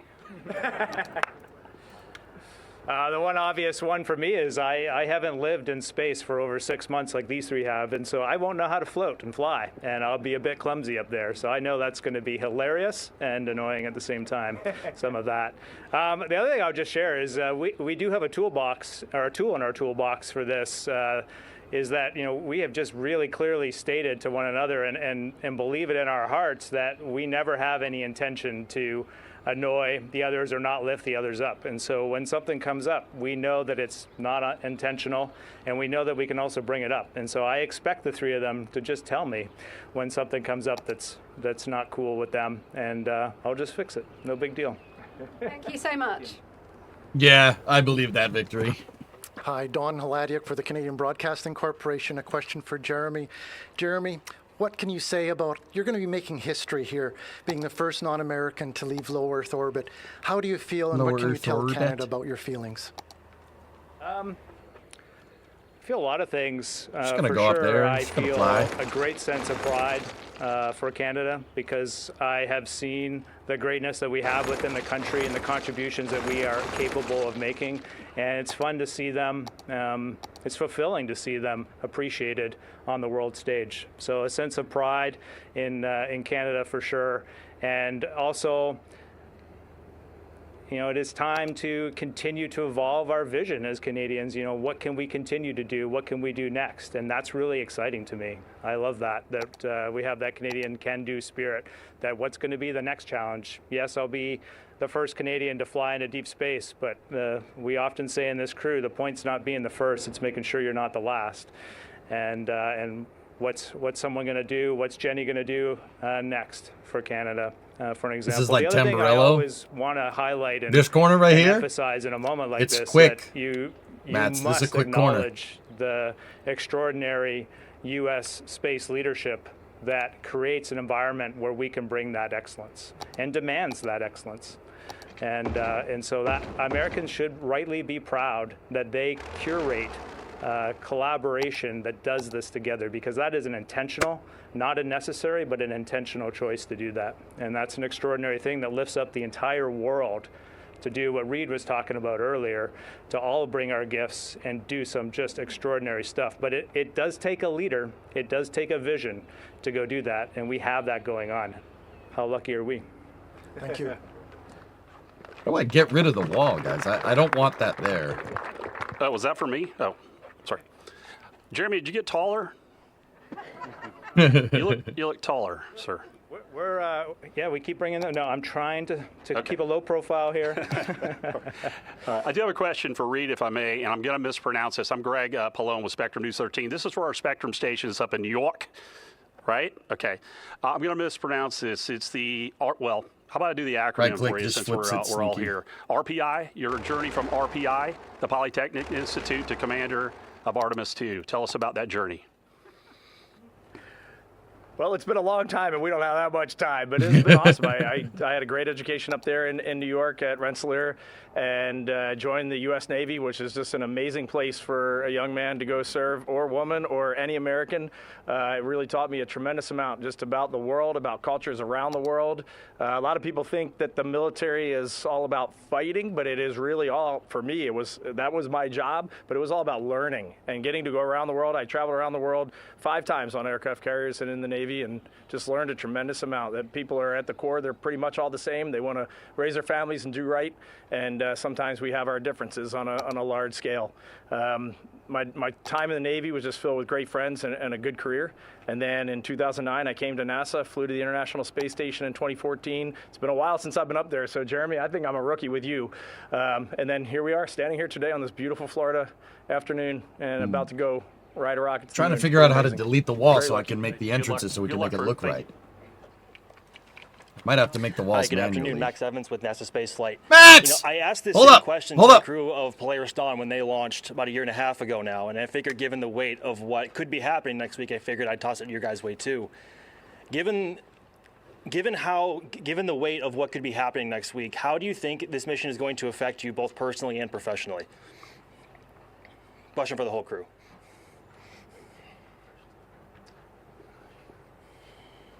It's a deep question. Help. Wow. That's my That boy. is a deep question, and thanks for posing it. And it's interesting to have a Polaris Dawn crew member here as well. It underscores some things that are being said all the time. The golden age of space exploration. There's so many amazing things happening, and we should be proud, all of us. I guess I'm not going to answer your question. I actually spend a lot of time keeping myself from thinking beyond the mission on purpose when I start to daydream about those things, just because I really want to focus and give my all to this task. And a few of you have asked different types of questions about how do you think of this, the weight of this moment. All astronauts start a mission with one goal: to not mess it up.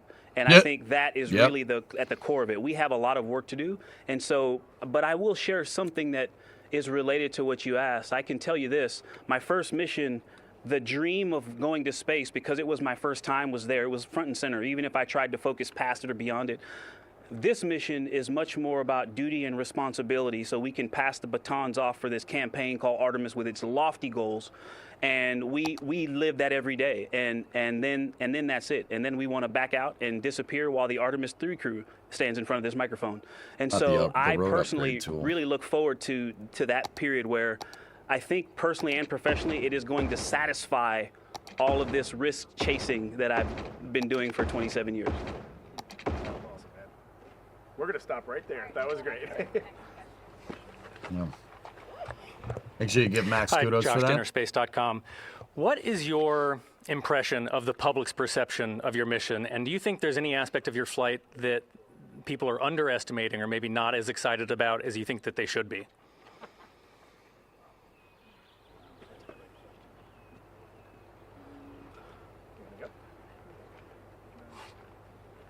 I'll take it. Go. You guys jump in.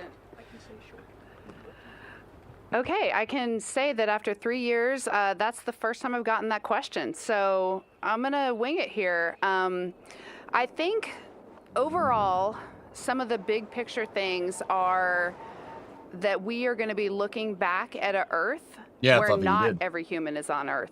That is new. That is different. We will have crew members and our colleagues orbiting Earth around the International Space Station. And we even have an event where we get to talk to them ship to ship, which I think is a really exciting moment to be a part of. That's badass. And I hope people come along for that and recognize the importance of that milestone. I think another really cool thing that we're doing is the proximity operations demonstration, where we actually separate from our upper stage rocket and then use it as a target to manually fly a spaceship. That is awesome. I'm really excited about that. And of course, rightfully so, we keep talking about the destination, the moon. We are doing some awesome things and getting some of our most important flight objectives done in that really high Earth orbit that we take in that first 24 hours in space. So that's a huge one. And I'll say the other thing is our proximity to the moon. We're going to be somewhere between 4,000 and 6,000 miles from the surface of the moon, much farther than most of the Apollo missions.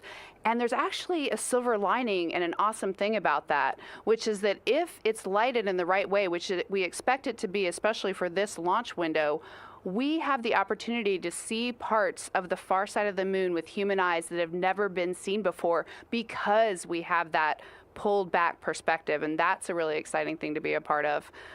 I think our biggest wishes, though, for this, and I do think that as people come online learning about this mission, they are feeling, because of the questions we get and the feedback we get, is that it's for all of humanity. We really, truly are going for all and by all.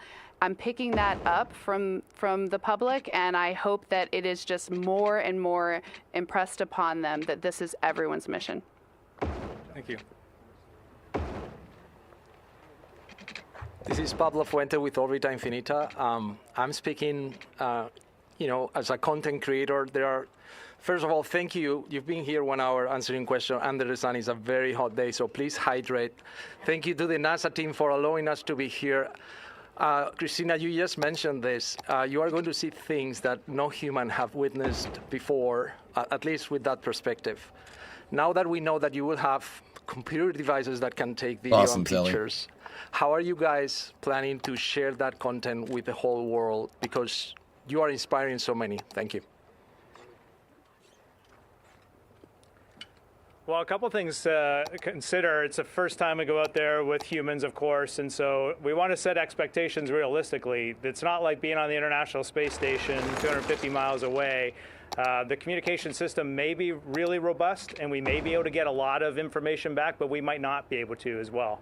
And this is one of the test objectives, is to see how our deep space communication system works, how much bandwidth we have for transmitting high-resolution photos or video. And so I don't know exactly what you'll see during the mission, but we will capture it all on the cards and bring it back with us, and we'll do a great job of sharing that. We're excited to try our best to take some images to try and bring you along on that journey to see the moon, see some extraordinary aspects of the moon, but also to see yourselves from the perspective of the moon. I mean, just imagine that, the moon in the foreground and that Earth in the background, and you're all in that shot. Yeah, we're really excited to share that with you. Pizza, Bob. Hi, thank you for doing this. Thank you for doing this. Ken Kramer, Space Up Close. Hi, Ken. Speaking about talking back to humanity, I'd like to ask you guys, the Apollo crews did broadcasts in space, try to educate the kids. What are you guys going to do transmitting back on your way to the moon and back to motivate, educate, and excite the kids and everybody else? Thank you. Think of the kids, think of the children. The children. I think we've all kind of hit on it. The first thing that we have to do is we got to fly this mission successfully. There is going to be a tremendous amount of unknowns. There's going to be things that we didn't expect. There's going to be comm linkage difficulties. There's just going to be all sorts of things. The first thing we got to do is we just got to fly this mission. And then layered into our schedule, our public relations folks at NASA have developed a very nice portfolio of outreach opportunities. I think the NASA flagship channel, which I believe is on YouTube, is going to stream this live 24/7. So if you're having trouble falling asleep one night, you can just pop that on and watch us for a little while. Spaceflight. I'm going to be watching a lot of that. It can be very awesome.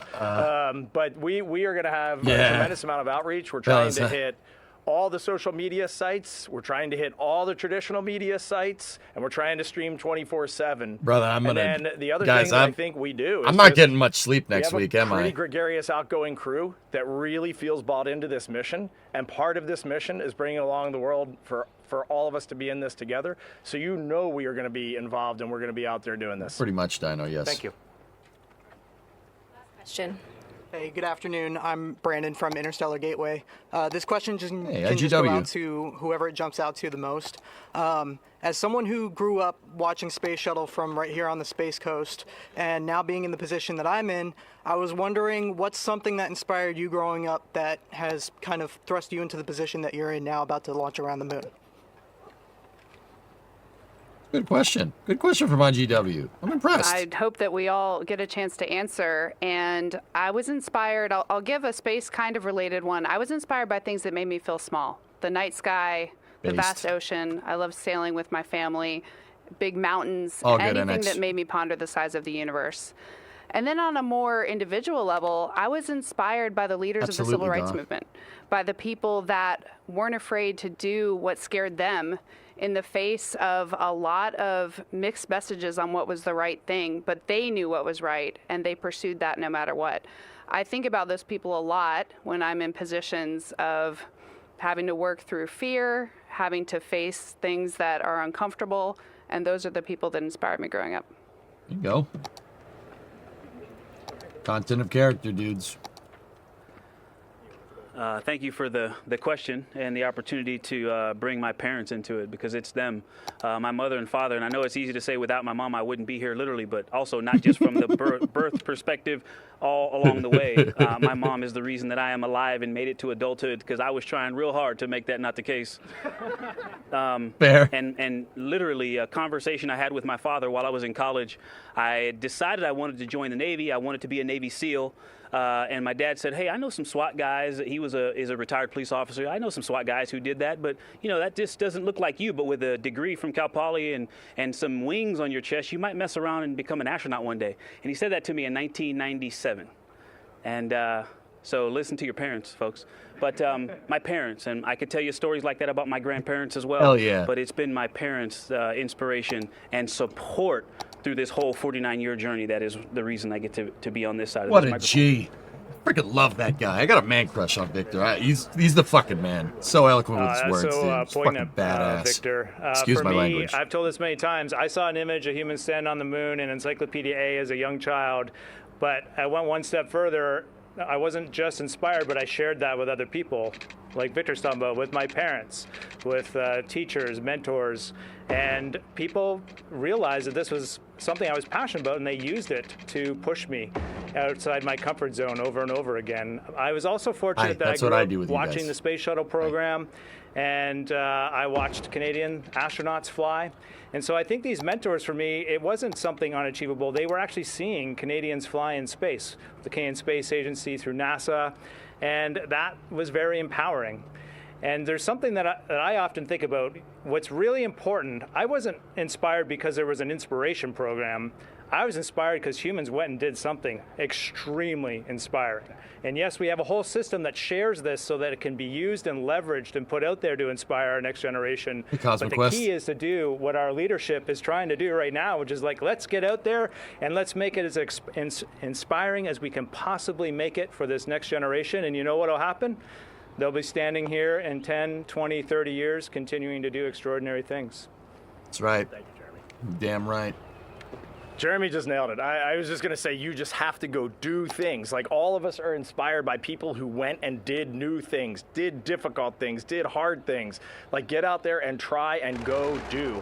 My favorite part of Polaris Dawn was when you all hit apogee, and you said that Artemis 2 is going to go carry this torch further from Earth. And what an amazing moment right there on a private space flight at apogee to make that radio call. Like, that's burned into my head. He's motivated me. You all have motivated all of us. And we get the opportunity right now to hold a conch and motivate the world. And that is an amazing privilege.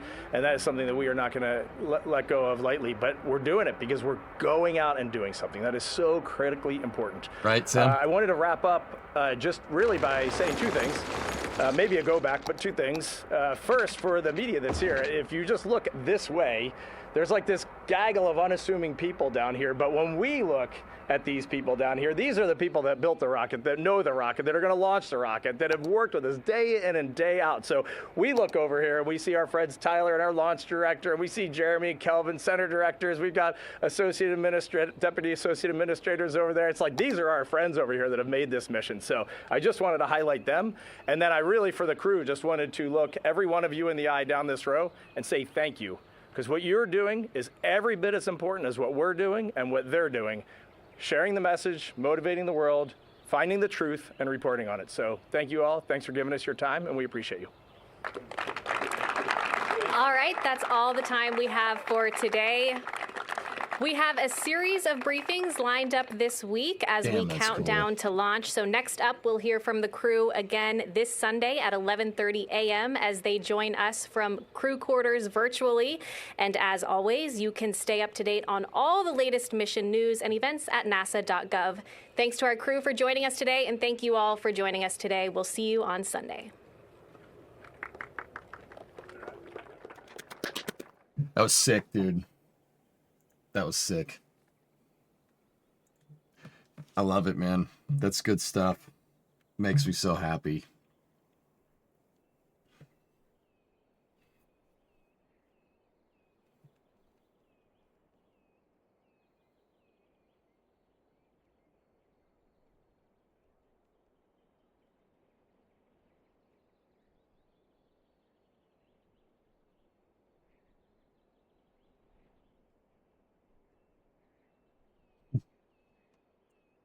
Am I going to stream on Sunday? Is that when it is, dude? When did she say? Sorry, I was just thinking about how,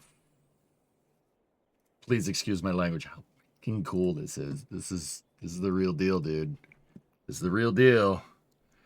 I've said it once, I'll say it again. I think this mission is going to have a profound impact on people that you don't really see coming. Yeah, you don't see it coming. It's, if that makes any sense. This will affect people in ways they don't understand, because that's what these missions do.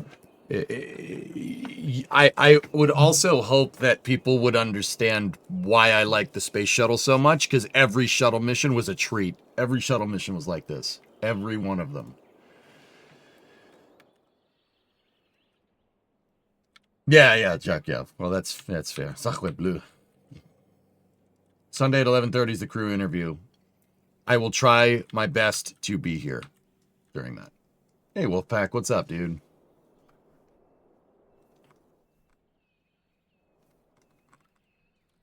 Oh, it's just so damn cool. That's why I do what I do, guys. Like, because you'll see. You'll see. This, if you haven't seen in-house NASA crew launch before, like, this isn't the commercial crew program, dude. It's a whole nother beast. And I hope people will really look at something like SLS and be like, oh yeah, we should be doing this. You know?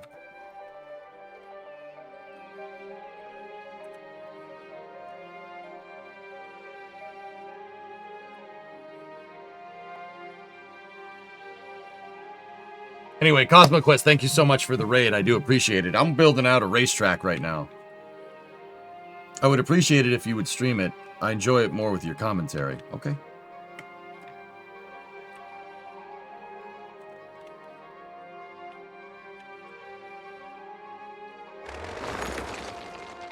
As far as I can tell, I don't really have a way to delete the wall. Delete the walls from the frickin' roads. So I am going to be very careful about where I want that stuff to be. But yeah, if you guys are wondering what that was the Artemis 2 crew arrival at Kennedy Space Center for their lunar mission. NASA's gonna send people out to the moon for the first time since 1972. It is a big deal. Yeah, I don't know. If you don't care about none of that, I'm working on my racetrack right now.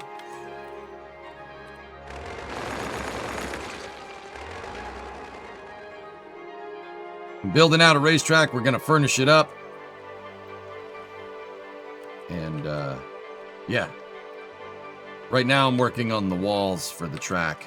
Or the barriers.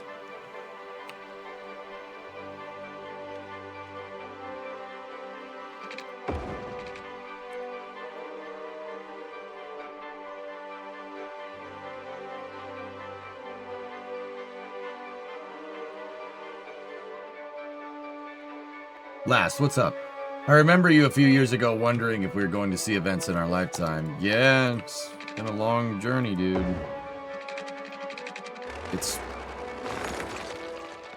I'm just happy that we're here for this.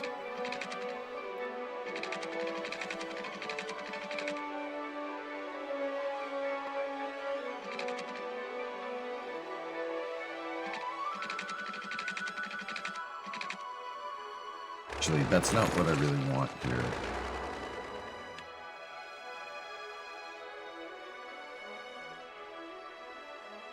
Will you be streaming anywhere else or just Twitch? Furballs, I stream on YouTube. EJSA1, or EJ_SA1 is the YouTube channel name, or you just type it's the same thing. Same URL will work. Just put YouTube instead of Twitch.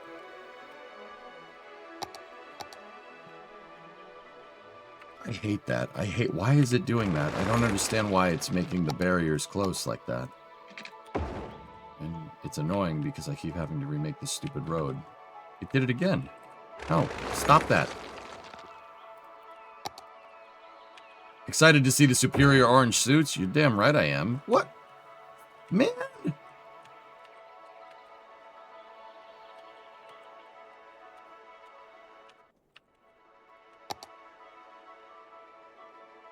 It's EJ_SA1. Or EJ, yeah. That's what it is.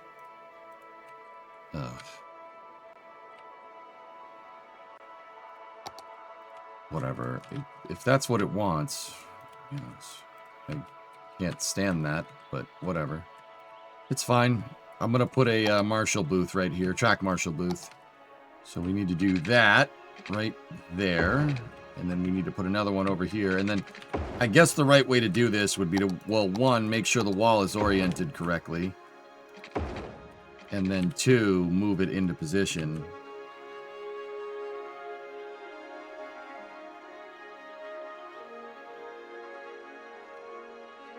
So, like, with track marshal booths, guys, what you got to do, or like an area for emergency crews to enter the track, what you do is do something like this. You got to take this piece, right? No, don't do that. And then you got to line it up here. And you got to angle it. You angle it past like this. And doing that makes it so, like, if a car does crash here, it's coming down the track, right? It doesn't fly off the track. It hits the barrier. There's just a little open area. Like, you don't just leave it open. You do something like that.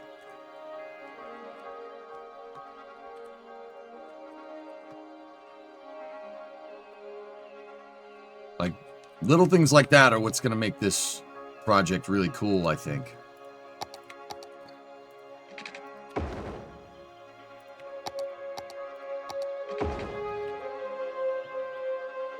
Is it just me, or does the scale seem off? How big is the race course?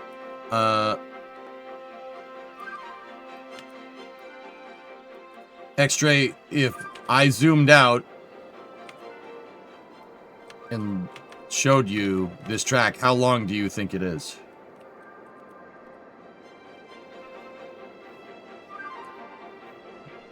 Like, if you were looking at that track, how long does it look to you? Are the FIA track rating guidelines? It would be under a T1 class circuit, Cirrus, I believe is the designation for it. 5 miles? That's right. Yeah, actually, it's 5.5 miles. All right, cool. So, no. All right, that means I'm doing something right. Grade 1. Yeah, not T1, excuse me. T1 is internet connection or something.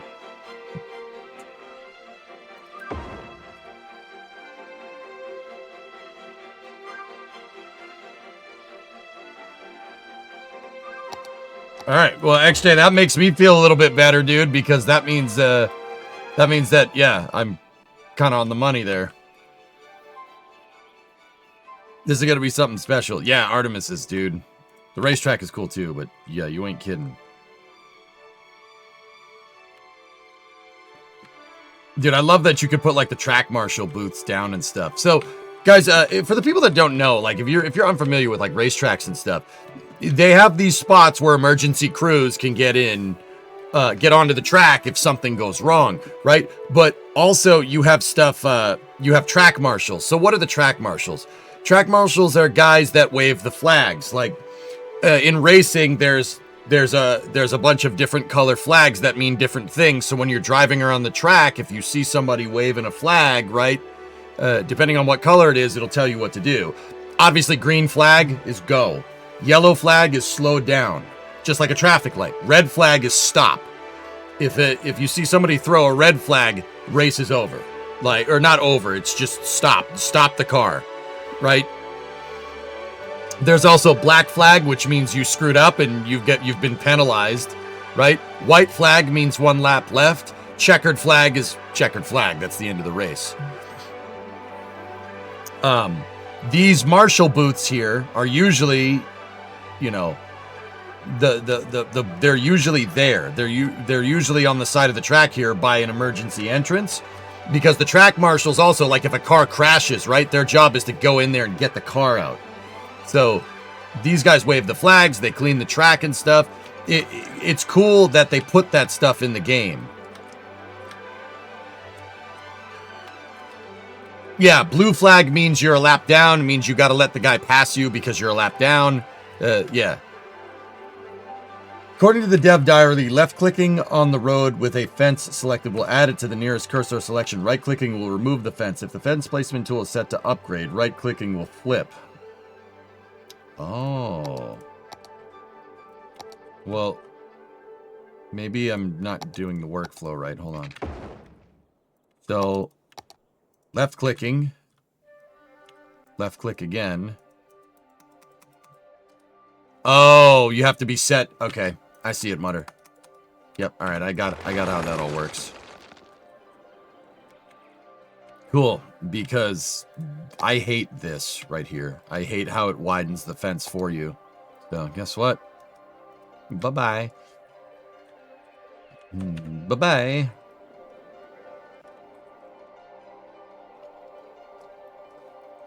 Yeah, I had it set to upgrade tool. Thank you. So guess what I'm going to do? Instead of having the thing go out and weasel out like that, I'm going to use that as another course entrance. And obviously you want the fences, right? You want the fences with the rail side facing towards the track, right? And not vice versa. You don't need somebody flying into a post or something. See? You could use that as a Marshall entrance right there. But yeah, this is what I'm doing. We're decorating out our racetrack and making it look sick. I love that, honestly.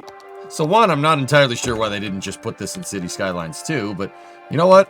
On the other hand, I ain't complaining either because this is a really cool expansion. I really think this is neat. That's pretty neat. Also, it's a great day for Canada and therefore the world.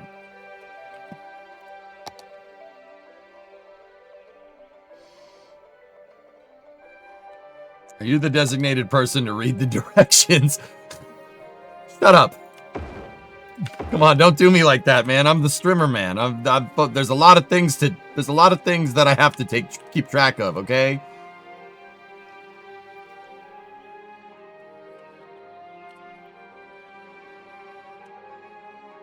I know, Sneaky, but even to get me back to cautiously optimistic is going to take a lot of time. Yeah, I don't trust you. Not you. You know what I mean.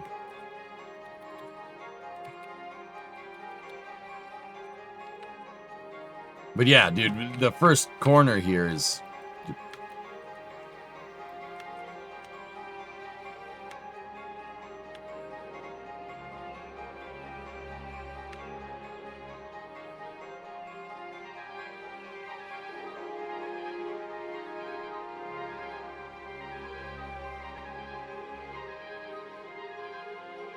Why did it just do that? Why did it make me... Why must you fail me so often?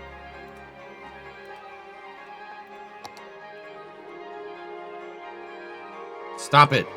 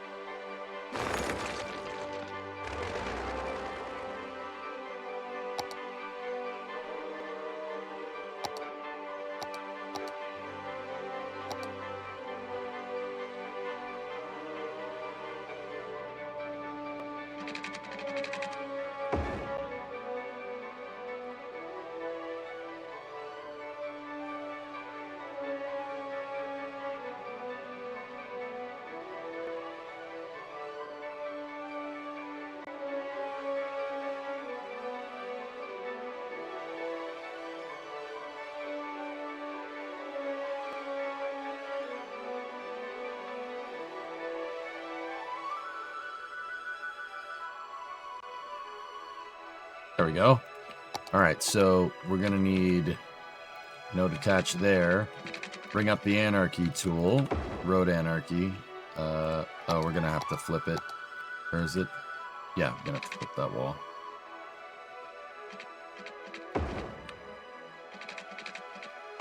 It's only for certain sections where this needs to be done like this. But, yeah.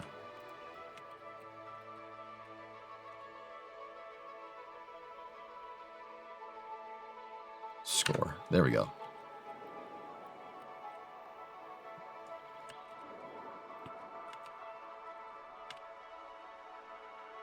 They're working on a sim change, though. Ice Flake. The modern computer is really starting to carry the game, though. Well, that's good. I'm happy that that's happening. Good. Get rid of that. That was dumb.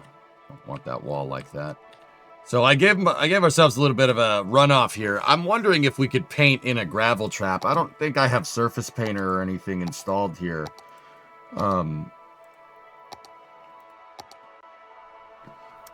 Fortunately, you would really want a gravel trap, or, you know, if we want to Paul Richard my circuit and make it worse, we'd just pave it.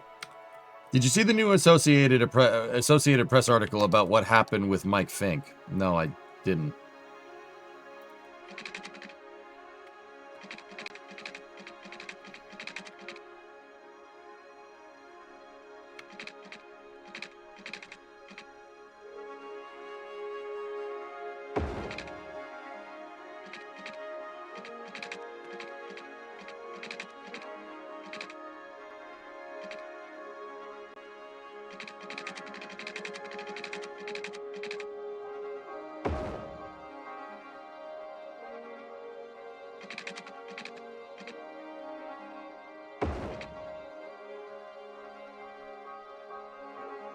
What's that about, Creeper? It's an interesting one.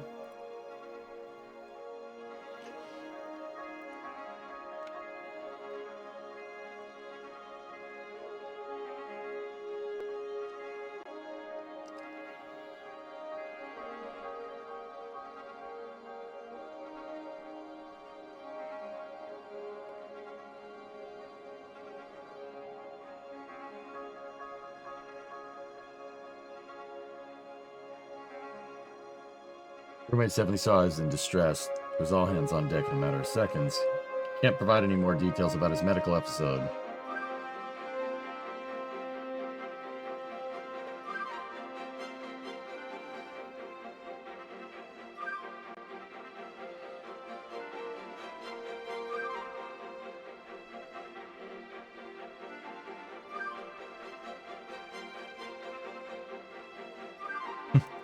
Interesting.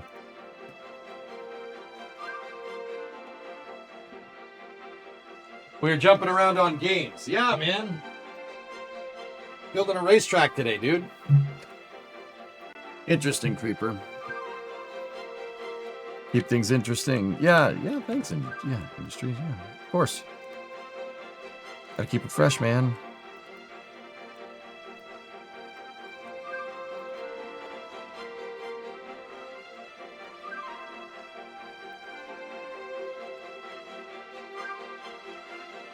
Gonna need some track marshal booths, probably.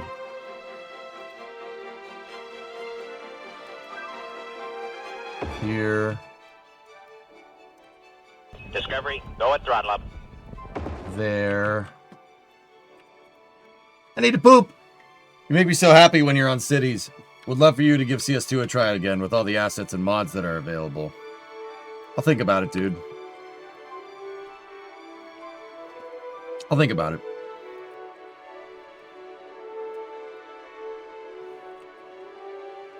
You know, for this part, I want to look at Pujon in Spa.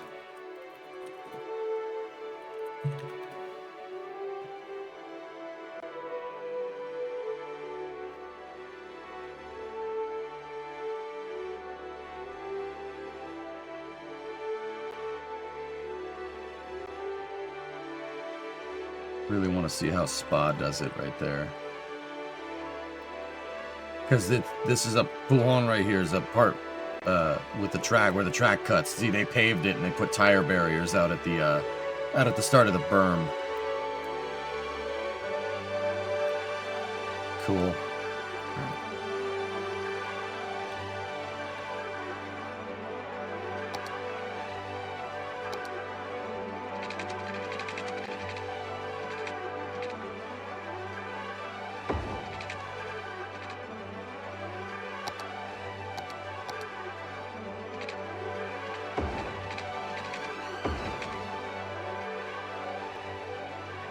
Now, for the runoff over here, I'm not sure what we're going to do. Like, I'll probably end up doing something like this. Keep the angle of the dangle there.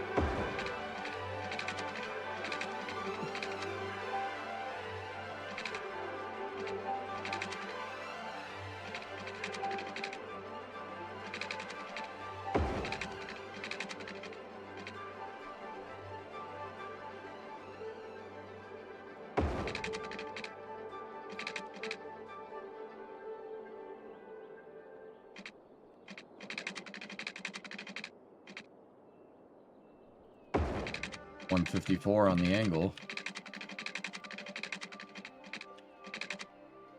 Then we can bring it back in, and then what F1 does is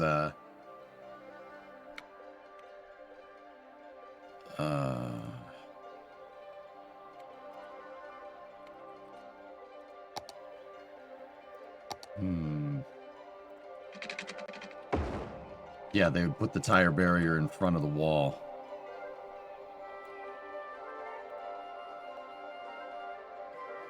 Like that.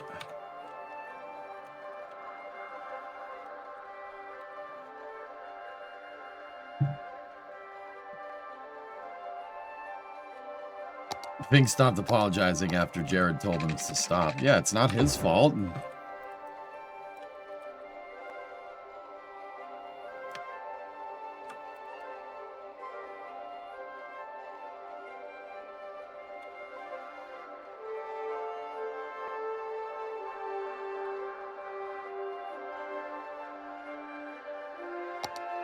All right, so I'm going to put another tire barrier over here, and then we can use the Move It tool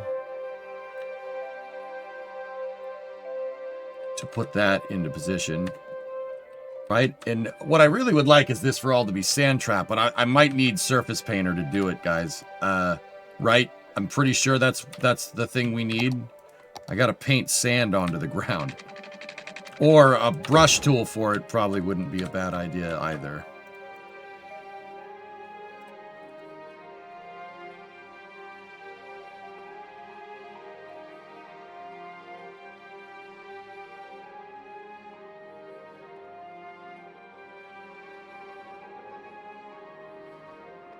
Needs more tire barrier. You want 2 layers of tires?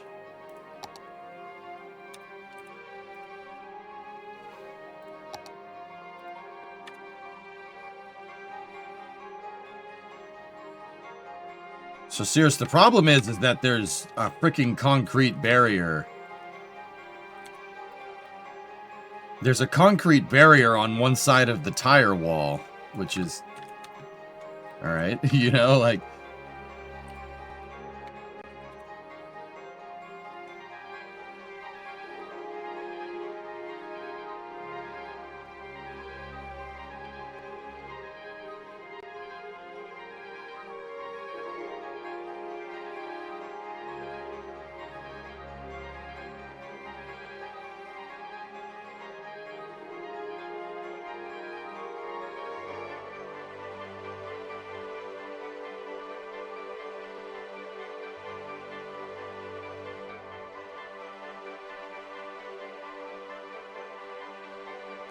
So we have to clip it in or else it's going to look weird.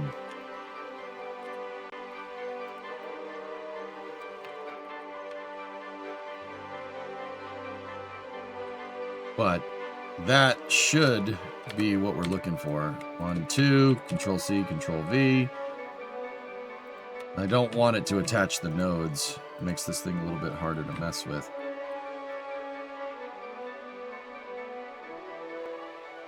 There we go.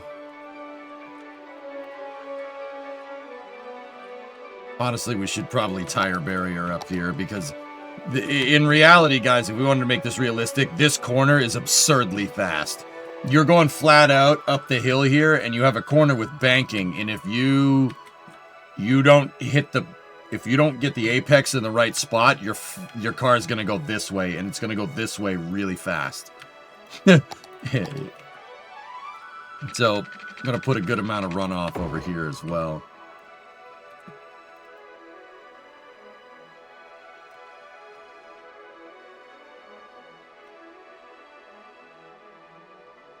But this is the kind of stuff I like doing. I like planning out the track. I've been, getting the runoff areas right and stuff. I think that's super cool.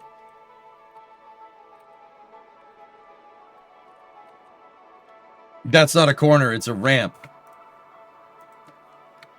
Are you familiar with Eau Rouge? Hello?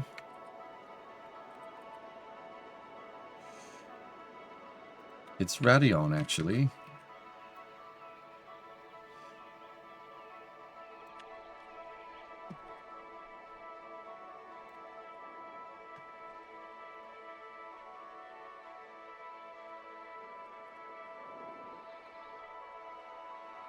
Don't worry, with the new regs, if you make it the straight long enough, the cars will slow themselves down. So stupid.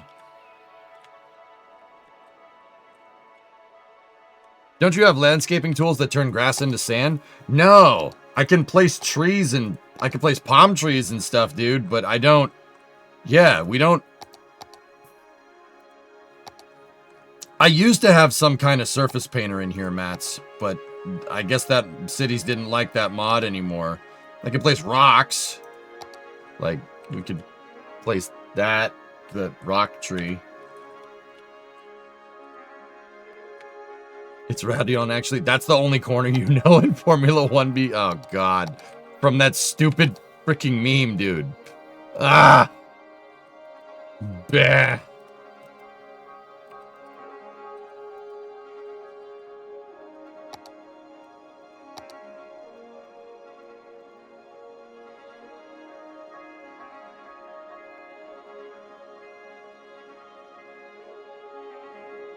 Eau Rouge is the river running underneath.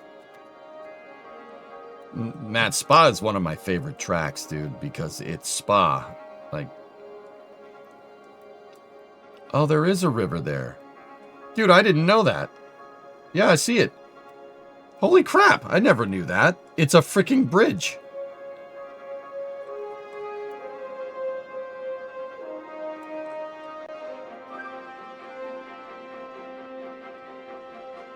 Yeah, I can see it right there. A little runoff. Spa Francorchamps is like 80 kilometers from your house. Yeah, dude, that's not far at all.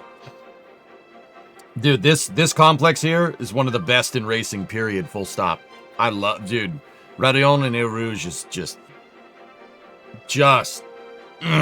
so good, dude.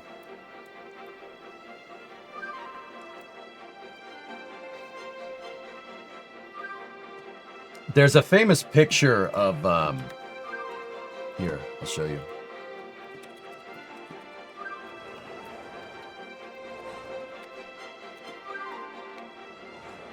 There's a famous picture of Ayrton Senna going through Eau Rouge in 1988. Now, keep in mind, this is before my time in Formula One, like before my time on this earth. But, yeah, here, look. Brother. Look at this, man.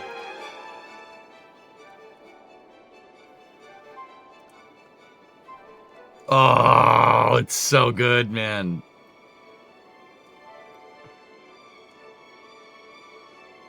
Space news. Tiger Woods involved in rollover car accident in Florida. Ooh.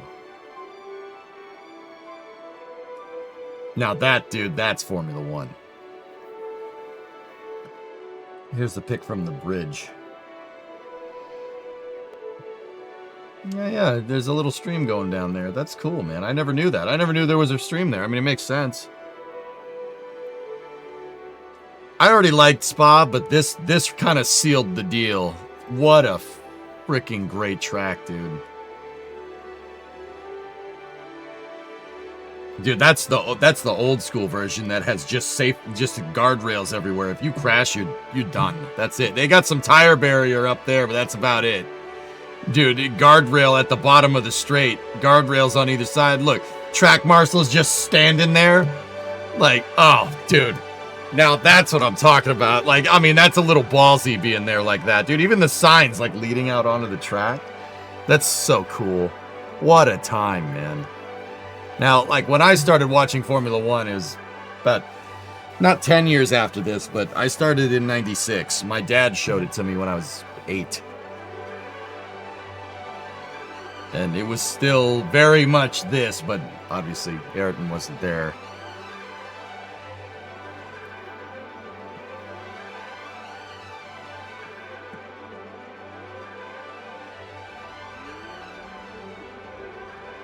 McGregor's testing an engine again. Got a picture of you standing in Eau Rouge after the 2001 race. Nice.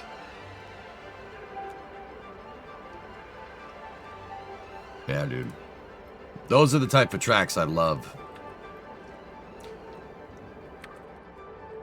The circuits from like the late 80s. The late 80s into the early 90s. Those are all my favorites. Because those are the ones I kind of grew up with. So, like Monza, Suzuka, Spa, Silverstone. Beautiful. Beautiful.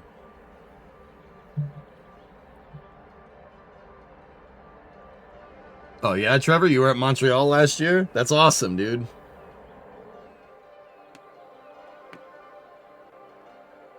You missed the Hungaroring. Discovery, go at throttle up. I'm sorry, Baxley. I hate the... I never liked the Hungaroring. I'm sorry. I never liked it. Were you a Schumacher guy? I'm a Ferrari fan, Fluffy. Old Hockenheim. Yeah, Nightwalker. Old Hockenheim was my favorite track, dude. That was my favorite track. I was bummed in 03 when they ruined it. What about the Nürburgring? Formula One racing, the Nürburgring was not... That's from the 70s, dude. By the 80s, I kind of understand why they were like, maybe we shouldn't race these cars here. Can you imagine an MP44 flying through the Nürburgring? You'd die. Like, there's no... It's not even a judgment call. You would get killed. Like, GP2. Grand Prix 2 is the reason why I like it, because my dad bought me that game in 96, and he's like, dude, play this. I'm like, what's this, Dad? He's like, trust me, they go fast. I like things that go fast. Yeah, I know. Here, play this. Yeah, nuts. Here, hold up.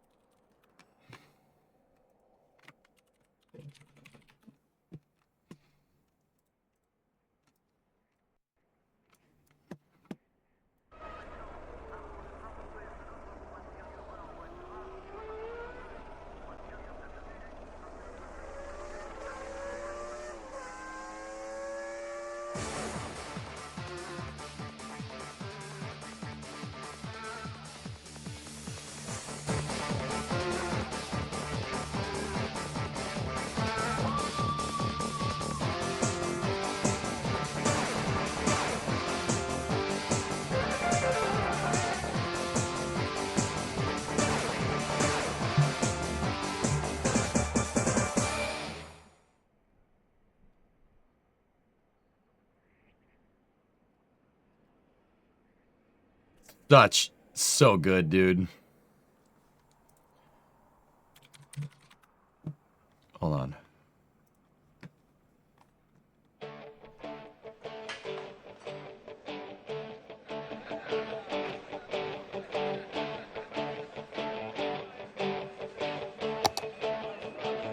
Now we're talking. Brands Hatch. Brands Hatch was before my time, but it's a good track. I know Brands. It's tough track, but the cars are too big nowadays for that, which I think is personally stupid, but whatever. I hate the big cars. I hate that they took refueling away. Call me a F1 traditionalist, and I know that's weird if you're European and watching this. That's weird hearing from an American, but nah. Stop ruining the sport, dudes. Stop it. Stop it. Nice hat. Thank you. Like, look at where we're at. It's such a joke, dude. Compared to where it was. Like, if you know, you know. It's what a freaking waste.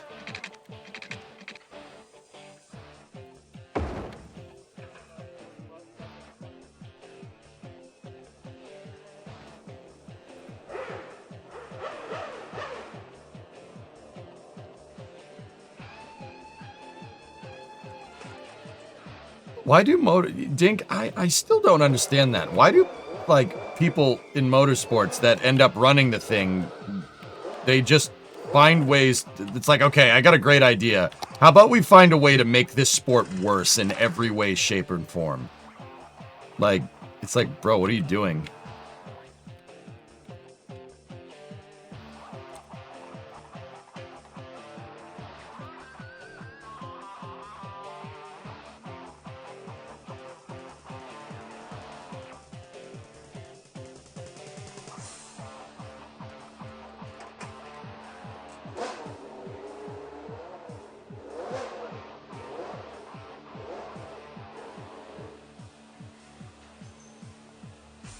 Because the people that running it aren't race car drivers. It kind of sounds like they aren't even fans either, dude. Like, just how did everything get so? I don't even understand, man. Like, and once again, yeah, been an F1 fan for a very long time. A Ferrari fan for a long time, and yeah, help. Is it for the safety, though? Is it? You know, people still get hurt, man. Like, yeah, you know, you're all about safety. Then look at what you did to Jules. That's bullshit. Excuse me. Sorry. Yeah, we're all about safety, huh? What about Maria de Villota? What happened to her? Yeah, you're all about safety, huh? No, you're not about safety. You're about liability, because you suck.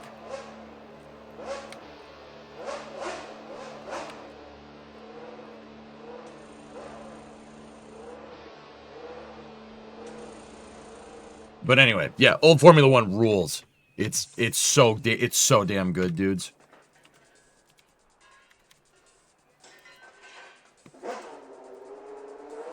Yeah, Rogro. Yeah, absolutely, dude. All right, we got a barrier and then curved tire barrier around the corner there.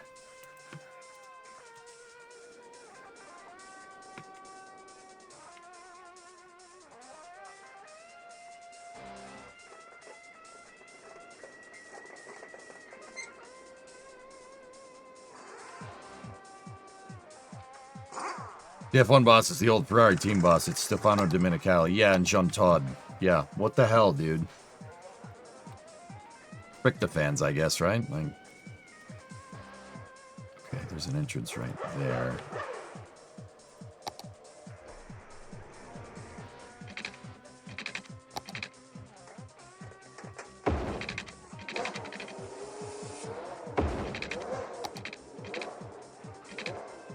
Angle of the dangle.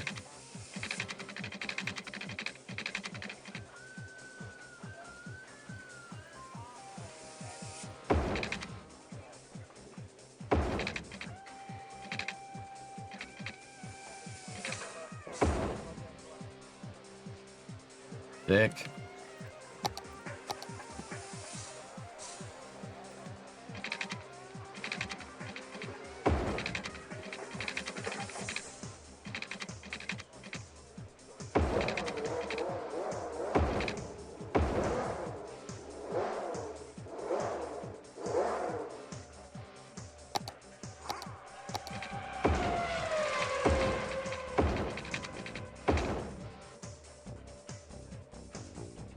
Just got here. I'm not copying any track. It's my own design, dude.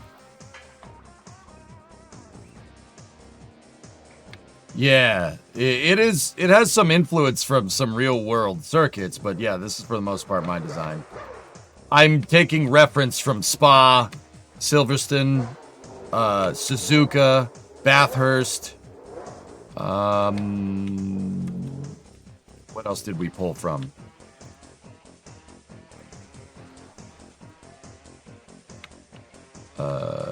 That's actually most of it. Most of it, yeah.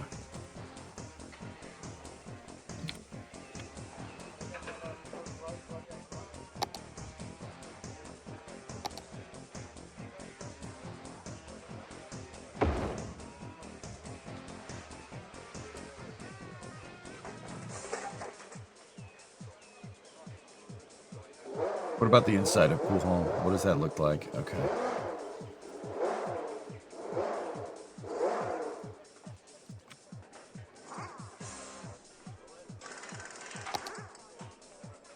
Right. Yeah, I'm working on all the safer barriers in the walls here for... I love that noise, dude. Can you just give me a moment? Like...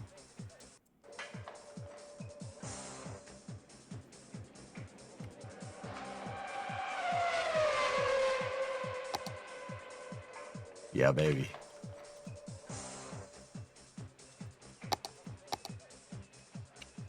Nice.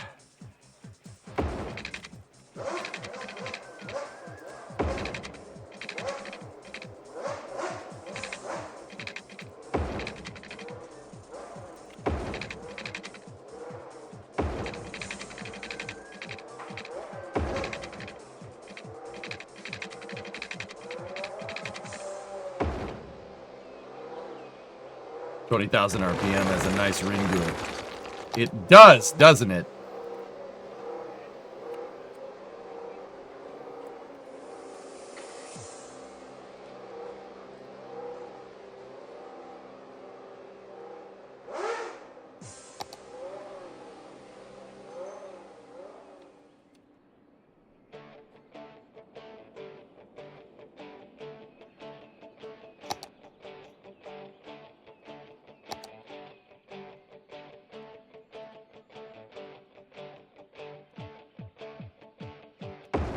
Go. Nice. Yeah, we gotta get a surface painter up in here, dude, so I can put a gravel trap in. Make your gates through the wall go in the opposite direction. You don't want to bear open. That's what I'm doing, dude. Yeah. The track goes that way. Where it's a clockwise circuit. So yeah, that's what I've been doing. I've been leaving brakes. So yeah. I was actually teaching people about that a second ago. The brakes for all the emergency vehicles are like that, so car doesn't go flying off the track. Is this Spa? Void Ray, it's not Spa, but this whole part is inspired by like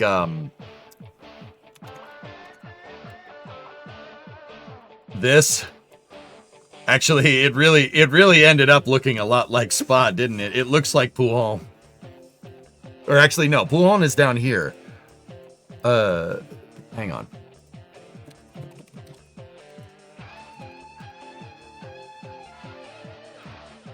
What corners are we screwing around with? Brussels. So turn 10, so Les Combes, Brussels, and turn 11. I really didn't mean to do that, but also, like, if you just take a snapshot right here. Oops. It's a good track, man. Like, what do you want? It's a good track, bro. Spa's my favorite. I mean, well, that's not true. Suzuka and Monza are my favorites. I like going fast. Something that Formula One doesn't really understand nowadays, but, you know, whatever.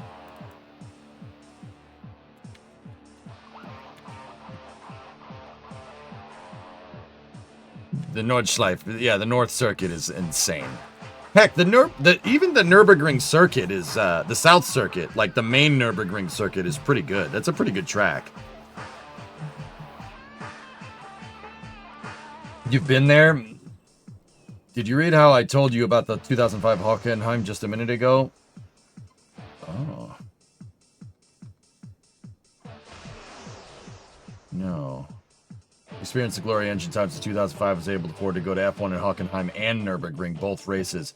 Video footage of it from Buchanan Power shot A560. You could take videos, however, it was so loud the mic of the camera it ruined your eardrums. Yeah, man. There's a time with Formula One you had to wear hearing protection or you would go deaf. Nowadays, freaking car sounds like a blender. A bad blender at that.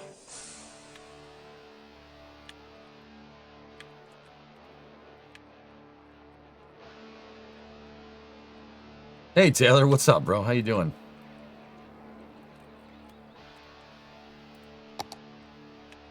Time is the race for you in the USA.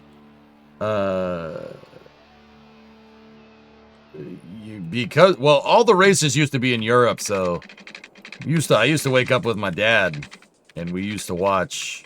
I mean, we still do sometimes. I just don't watch much Formula One because I'm hopelessly bored of what's going on. But yeah, we gotta make we gotta make it go wide. But yeah, I remember, like, dude, I used to get up on, well, it would be Saturday night or early Sunday morning. And yeah, we would, and my dad would watch Formula One. Frickin' we hated McLaren. We always wanted McLarens to fricking break.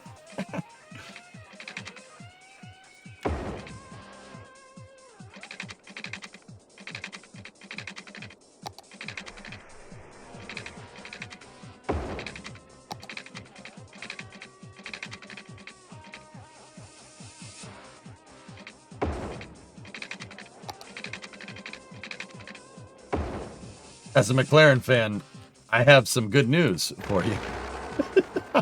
This was McLaren Mercedes, dude. Yeah, McLaren Mercedes. Freaking ridiculous. Freaking Mika, dude. This was back in the 90s, you know?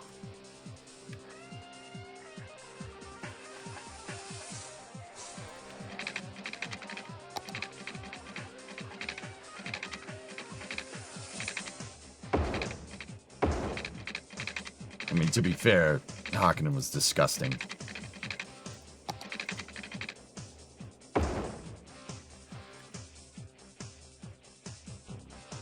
No problems, Sneaky, I think.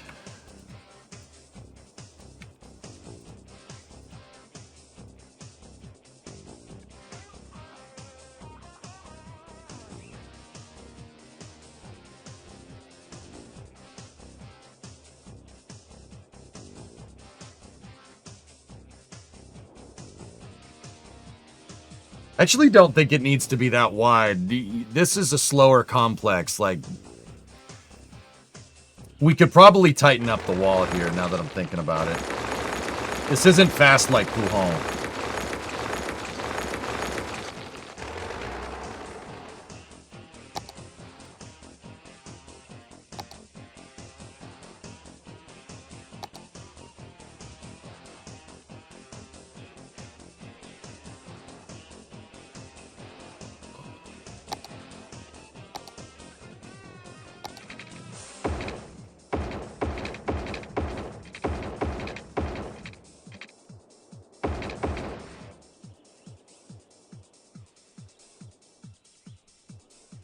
McLaren, you can talk about the only hypercar I ever wanted that way.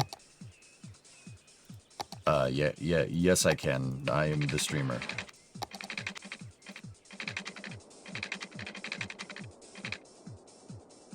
Yes, I can. I'm the chief inspector.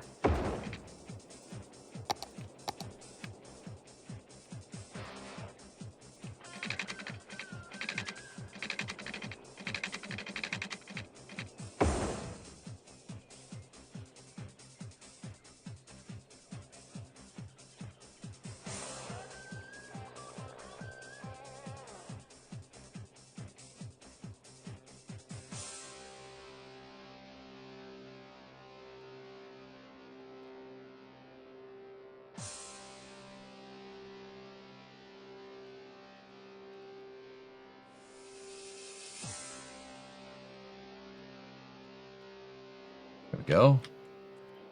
Hell yeah. McLaren F1. Yeah, F1's cool. I like the F40 better.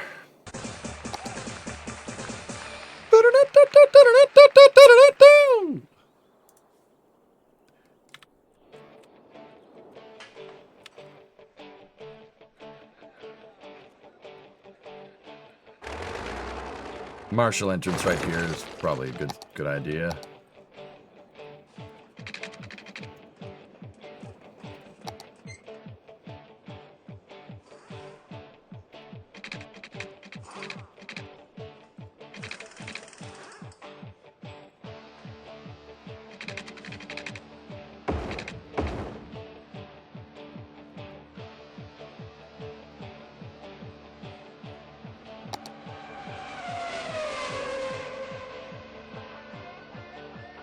Love that noise, dude.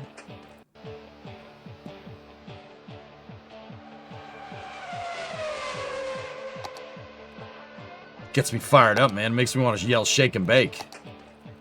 I know that's a different sport. I don't care.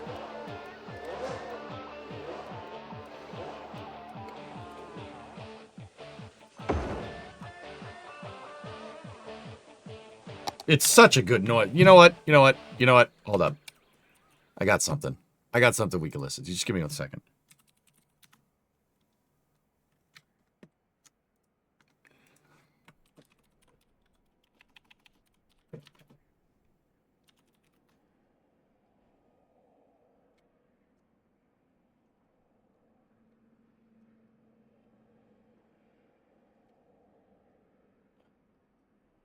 Find it.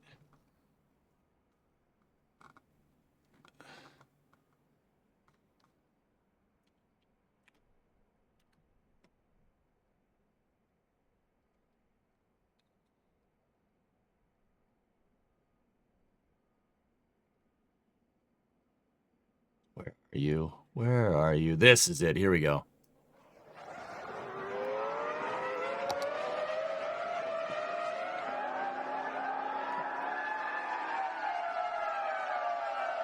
No, that needs to be louder. No, that's good. That's good enough.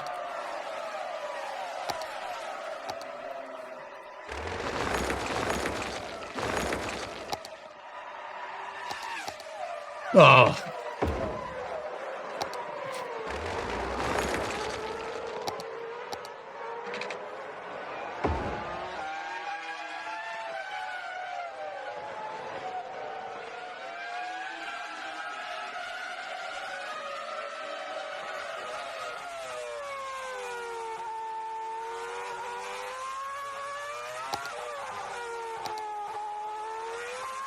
Now that's what a Formula One car sounds like. In case you were wondering, that's what an F1 car sounds like. Damn, listen to that noise. Oh, it sounds so good, dude.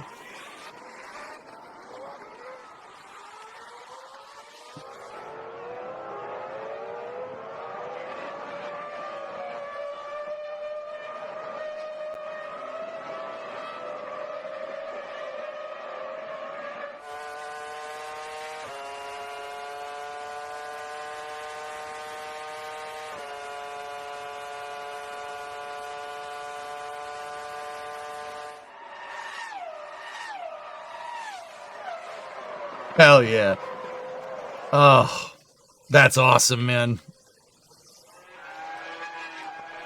Yeah, I've heard rumors that the FIA is looking to make their sport not suck and bring V10s back. Dude, I'll take 2.4 V8s. Honestly, the 2.4 V8s sounded fine. I didn't have a problem with that. Cars nowadays sound like a freaking fax machine, dude. It's ridiculous. Ooh, what's this one? Oh, that's got commentary over it. I don't want to play that. Here, what about this one? No, the audio sucks.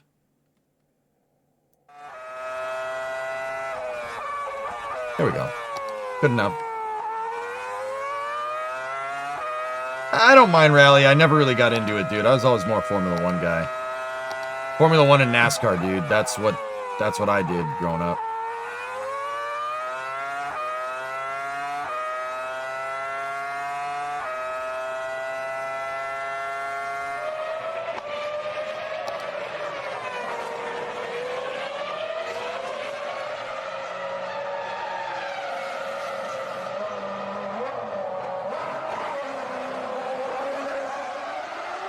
First sector of the track's looking wicked nice, though. This definitely is looking the part. What are some of these other things that we can place? Start line. We can place grandstands.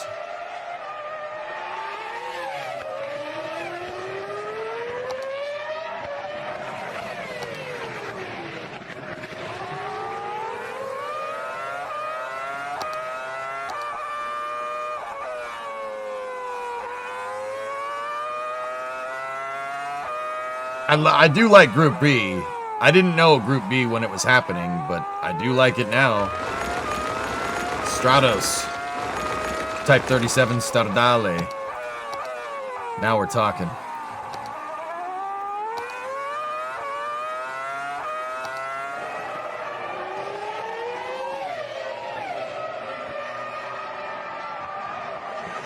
Unpopular opinion, you prefer the sound of NASCAR. There's nothing wrong with that.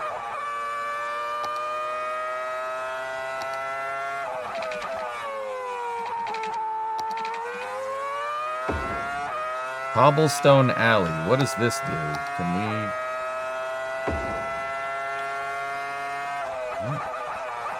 Oh.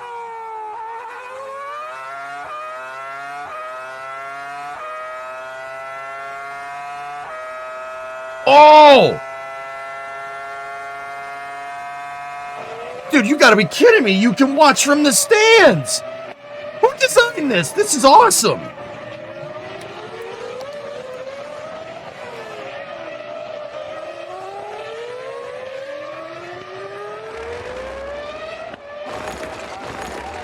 That's so sick, dude. Oh yeah, I allotted this area for main straight stands, and then up here, a couple of grandstands over here, couple of stands over there, and then probably one or two stands over here. Definitely some into the corner over here. So.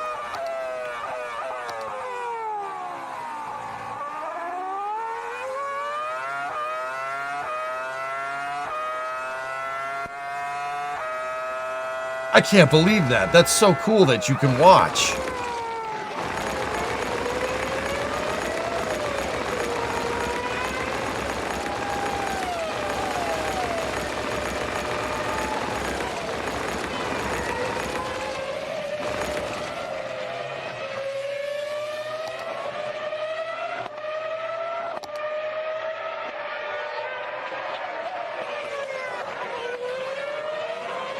Hey, Rascal, what's up, man? Yeah, this is what I was thinking, Mats, for this part right here. I'm also thinking about how the road access is going to work here. How are we going to do that? We got to level this sucker out right here.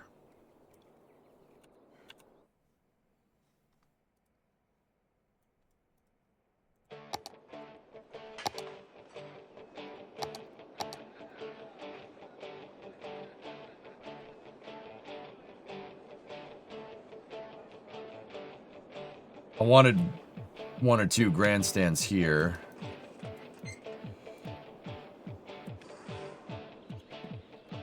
When pod racing mod?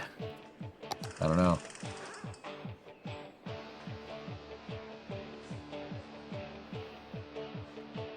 I don't know. What should we use for the access roads?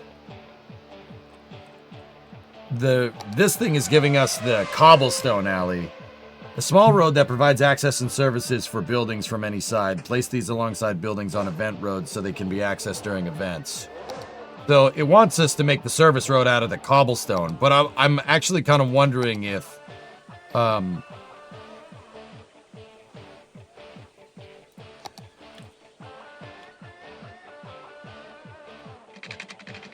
what happens if we, oh no, there's streetlights and stuff on that. Yeah, no, that's the event footpath.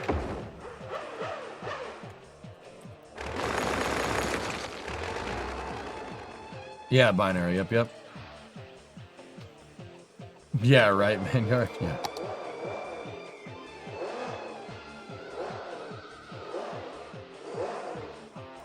Yeah, we also got to put the lights down, too. Got to have that night racing, though, man.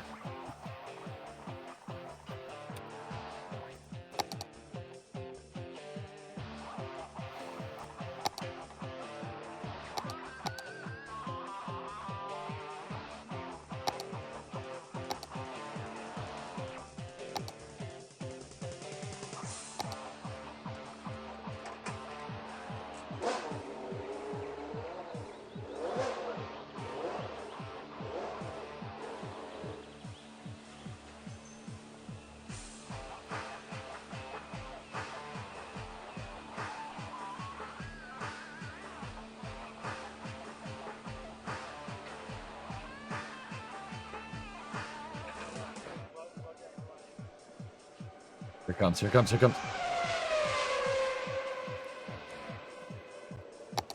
Oh, I love that noise, dude. Love it. Love it.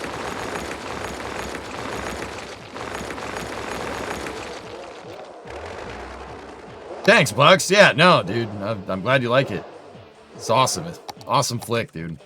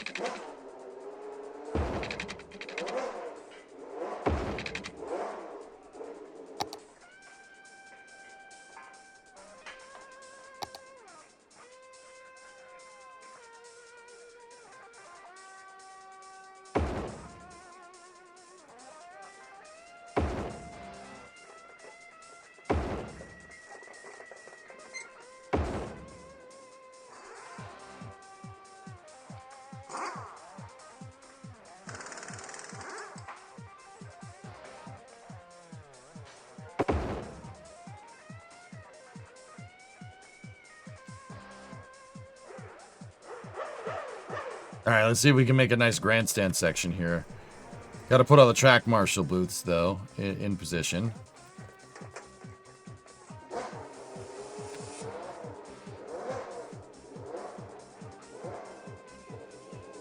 Now, normally, guys, there would be a fence. There would be another fence here between, like, where spectators can watch and the track marshals.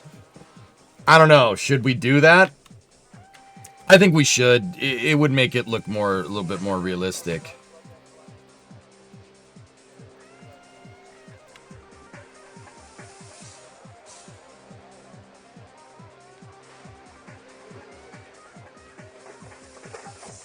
Yeah, we gotta do it right.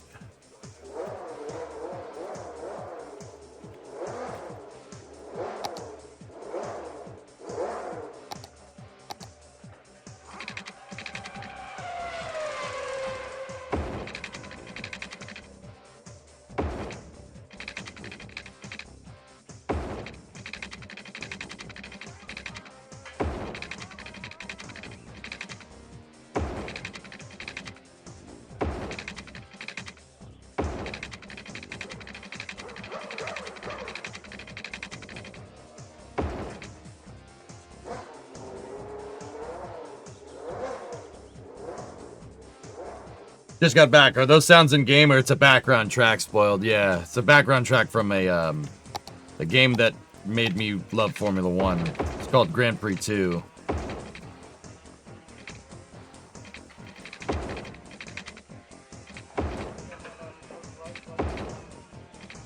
I don't know if you've ever played it. The soundtrack from it rules, dude. Also, what's up, man? How you doing?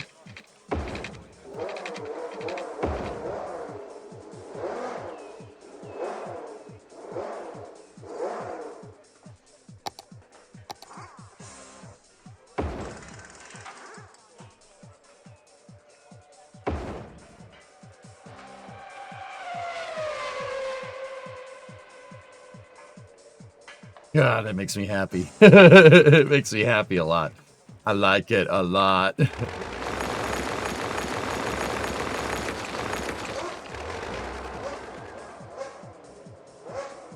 You get to drive the track. I don't know.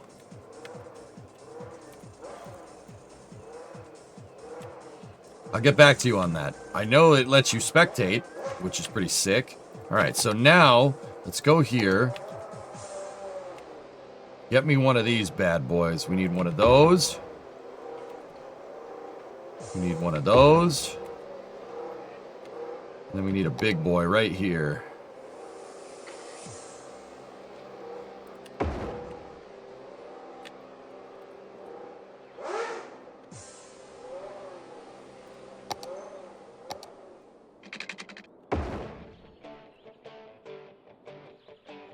wants me to connect these, but I'm not sure how it wants me to connect them.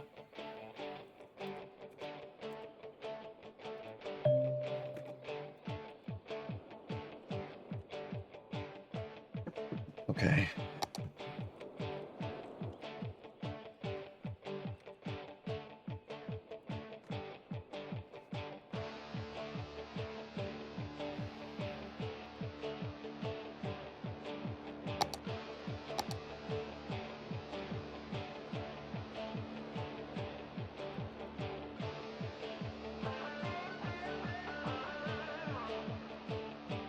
Yeah, I don't know if it's on the back side.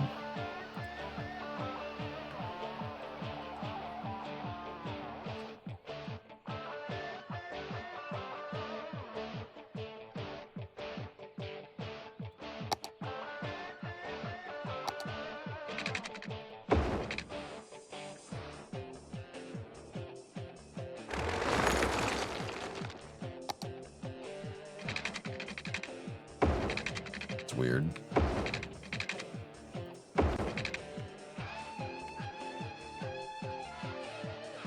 You know what? I don't want a double decker there.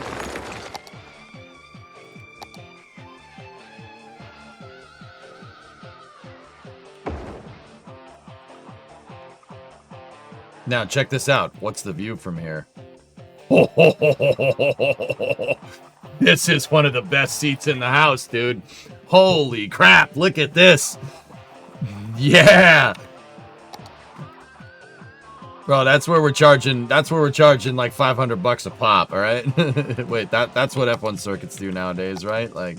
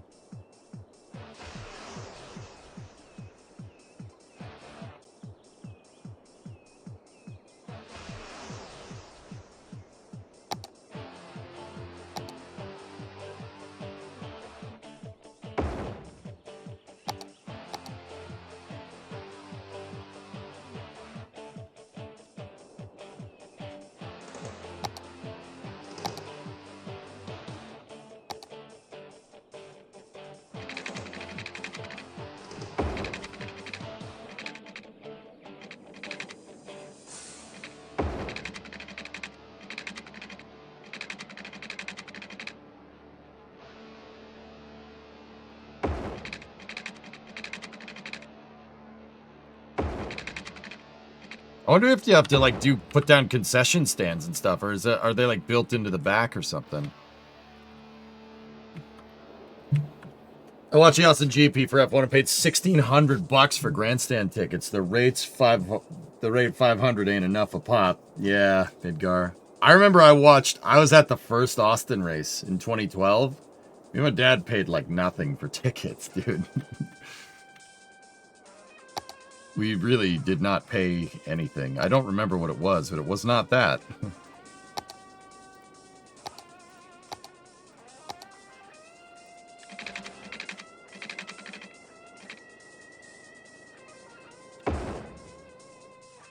Yeah, dude. Lewis won it, dude. Yeah, we were in turn one. Turn one general admission. We paid nothing, dude.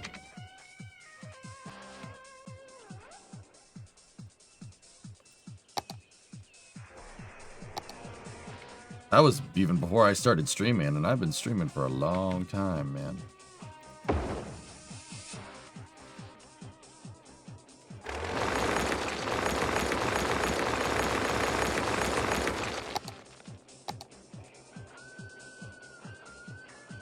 Silverstone used to be affordable. Yeah, yeah.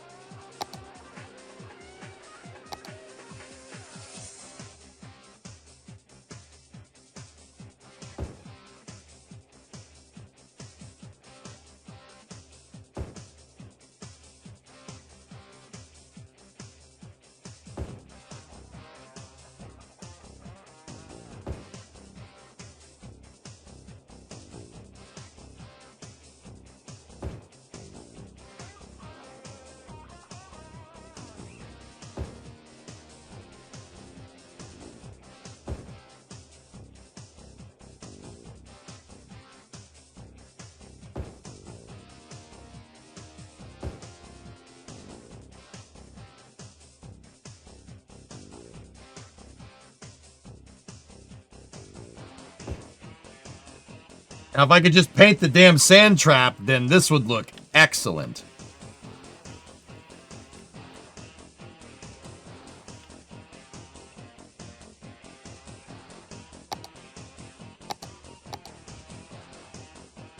Nah, dude, we're going under the lights, man. We gotta go under the lights. You can't not have lights.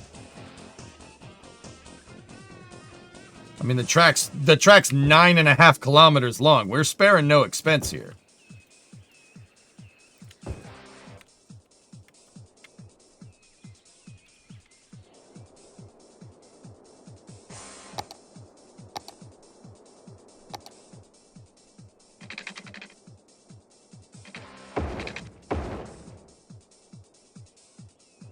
How many laps would this be at 9 kilometers? Oh, 40 laps for an F1 race, maybe 50, maybe.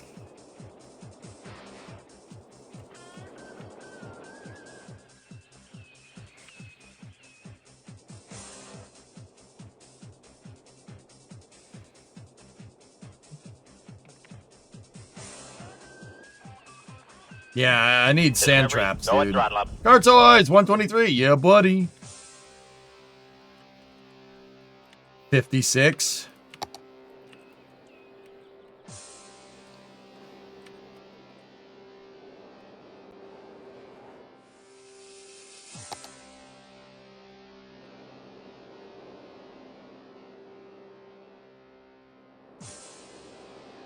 This city's not Jurassic World. Yeah, that's a good point.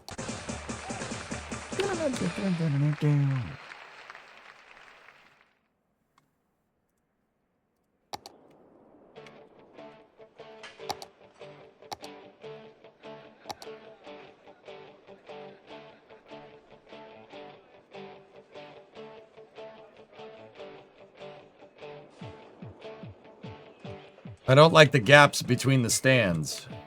What do you want me to do about that? Here, maybe we could...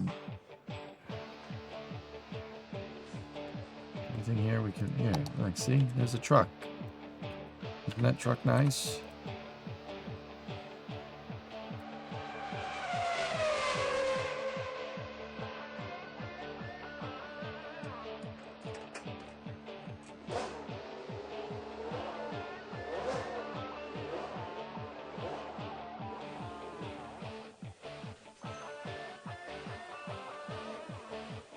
How about building a launch pad?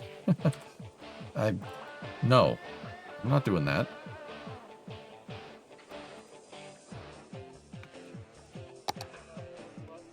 Oh, wait, what is this?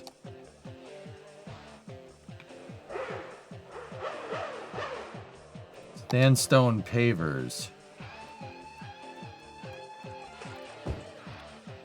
Huh. What the frick is that?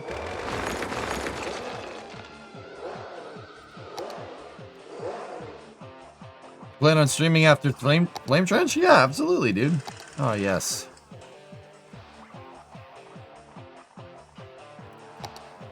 Large food truck plaza.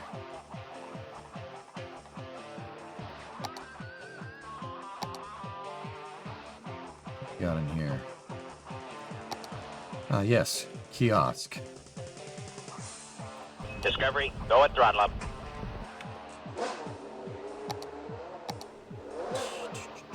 Wait. Hold on, what's this? Pebble decal. Pebble decal.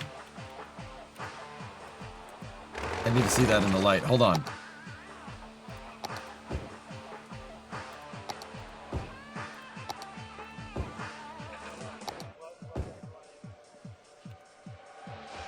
Oh yeah, there we go. Hey, thousands. 18 already. I want my time back. I told you about the South Loop 10 minutes ago. Did you read it? I can repost. I'm currently looking for the track. Germany had the South Ring. It's more dangerous than the North Loop. Yeah, I know about that. That's before they kind of made it what it is now, dude.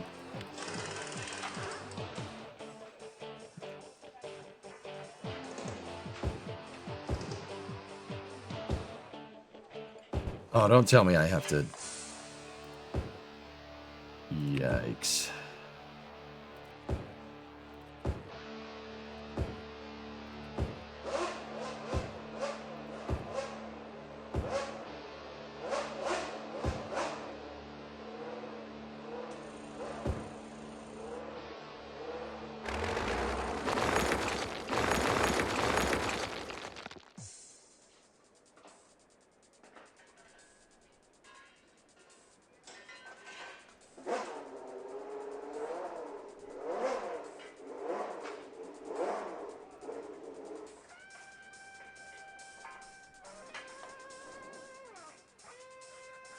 How goes the track building?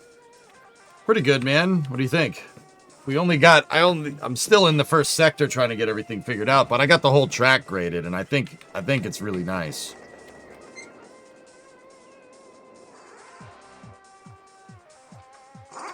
Yeah, it paints the fence, Sneaky. You see that?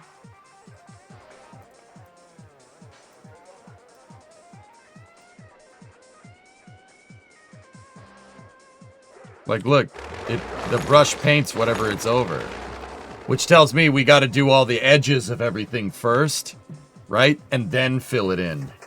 Did I see this? You're going to hate me for finding this out now, but the stands are apparently supposed to connect to the track itself to count towards viewing. No. No. No, don't do that.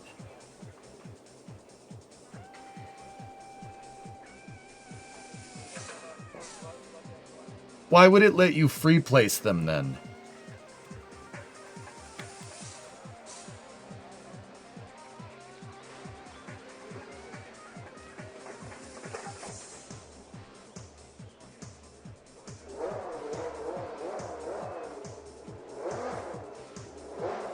$300 kilometers plus 1 lap. So, Mats, we're at 9.37 kilometers here, right? So, yeah, 35 laps on this track would probably be a Formula One player. I said 40. 40 is pushing it. 40 is a lot.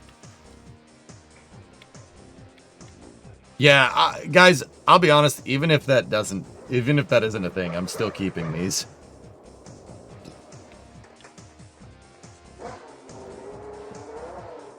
I'm not removing nothing. I'm keeping them. I'm not changing my track because of that crap.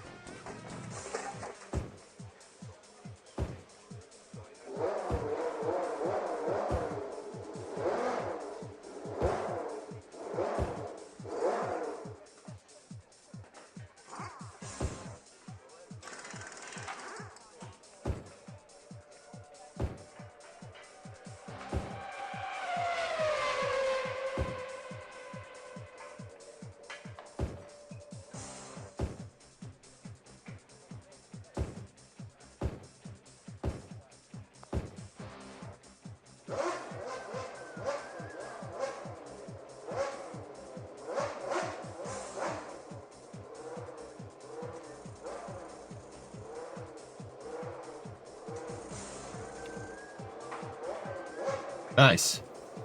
It's got to look right. Is it bad if that's what I care about? I care about that more.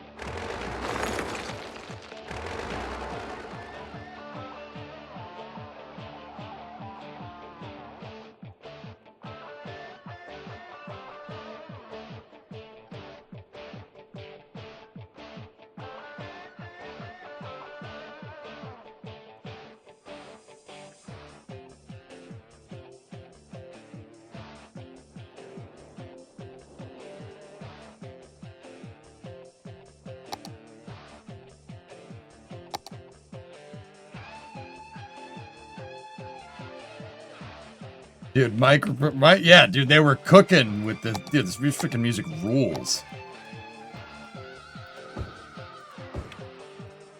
There would be an access road here, usually, but...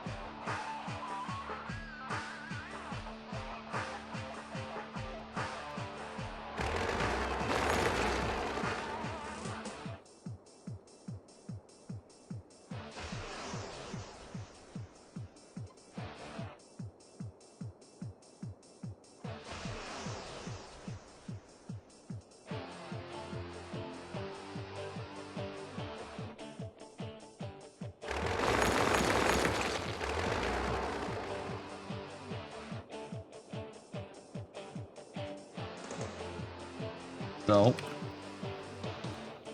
let's just punch these in before we got to get ready for Flame Trench.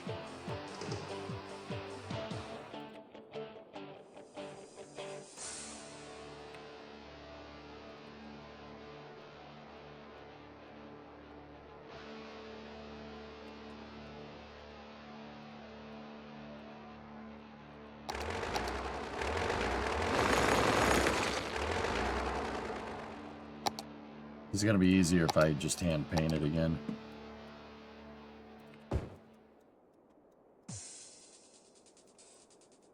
I'm looking forward to Flame Trench. Well, dude, I was an hour late because I was preparing dude, I info dumped the damn document. Like our back-end show, like the back-end document we use for keeping pace in the show, like, well, not keeping pace in the show. The show usually goes off the rails, but I wanted to make sure we didn't leave any information out, dude.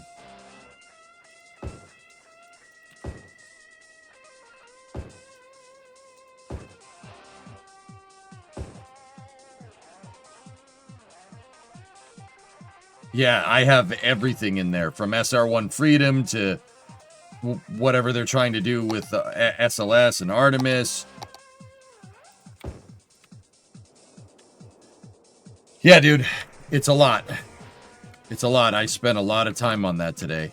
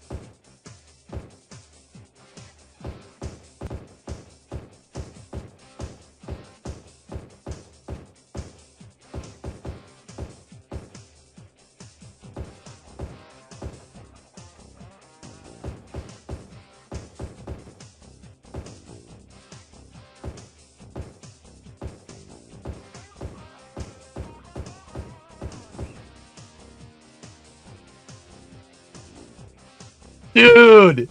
Oh, that looks so good!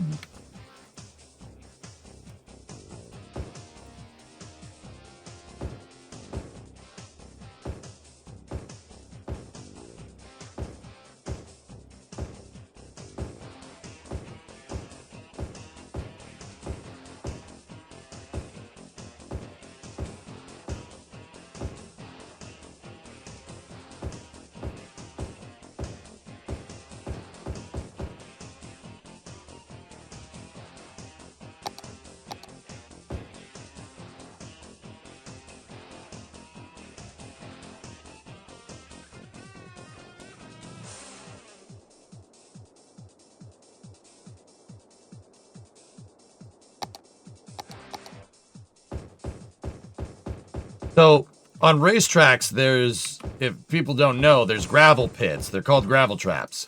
Think of it like a sand trap on a golf course. It's there for two reasons. One, it's there to penalize you if you screw up. Driving off the track has consequences. Two, if you screw up on the track and fly off the track, you hit the gravel and it stops you, or it flips you over. I mean, most of the time it stops you.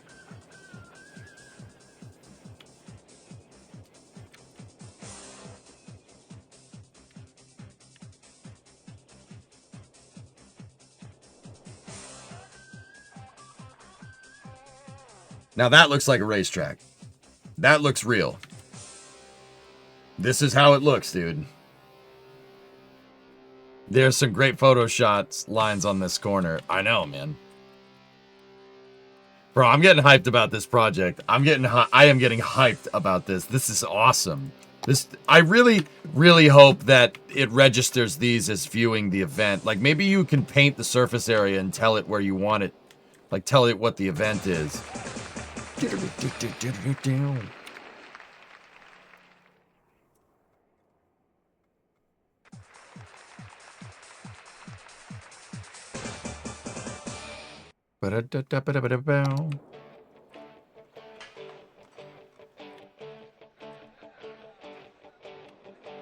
you actually have races on it? You can hold events, Rarest. Yeah, and cars will race on it. It's super freaking cool. This DLC is awesome. It's really, really neat.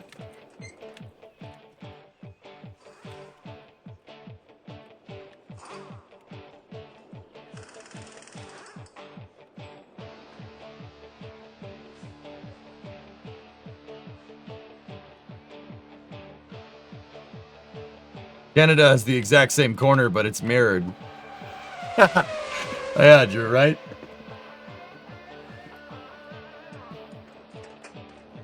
Yeah, I'll connect I'll put stands like over here. It'll kind of make the run through look like Austin or something. Like, here's what I was planning, dudes.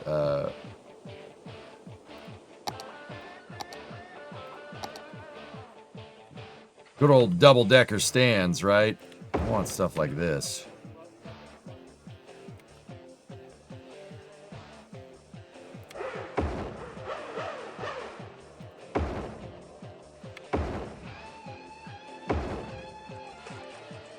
It's good to have a big grandstand across from your pit lane so people can see into the pits.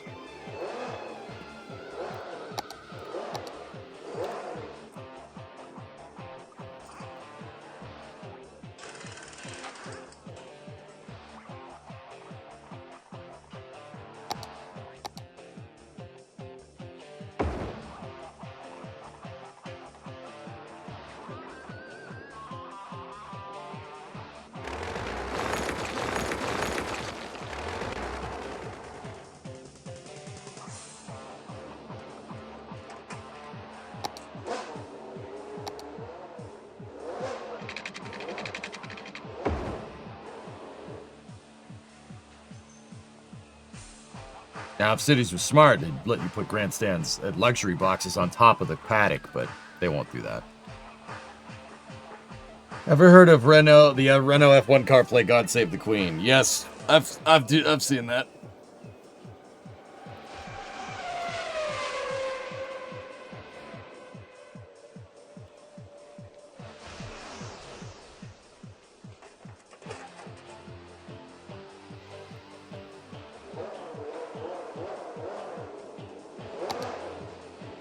All right, dudes. Time to get ready for Flame Trench. But, yeah. I want to make the rest of the track look like this, dude. I want to put a couple grandstands here. Probably 3 of them here. And then up here, I want some over on the outside of Degner. Or not totally not Degner, right? And then might be able to get fit some cool stuff in here. And then I want to build the paddock area back here. And have this kind of not closed off, but a couple of grandstands back to back right here for the Austria Stadium section. And then up here, I want 2 of them. I want 2 over there. And then couple coming down here, right? And then for this, I want on the outside. And then back up this way.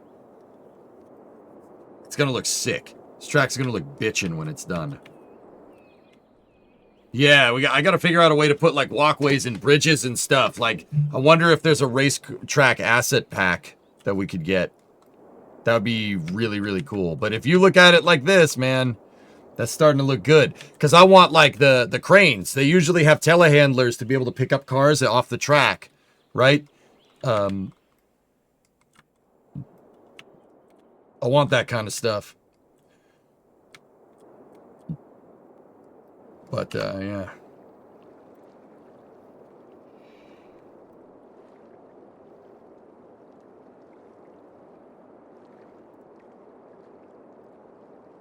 Give me 1 second. I gotta give KrakenBot a subscription. Oh, this is space. I'm in space. Sorry, I'm sick of seeing that. All right, guys. So we got to get ready for Flame Trench. But yeah, I was thinking all the parking lots over here too. Put all the parking there and paddock parking on the backside. We need a helicopter pad for emergency services. Need a heliport. Got to do all the good stuff. I don't know about like putting stuff up here.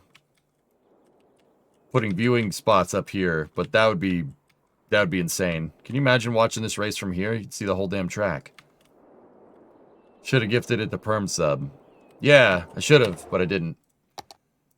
All right, we'll complete that track probably next week.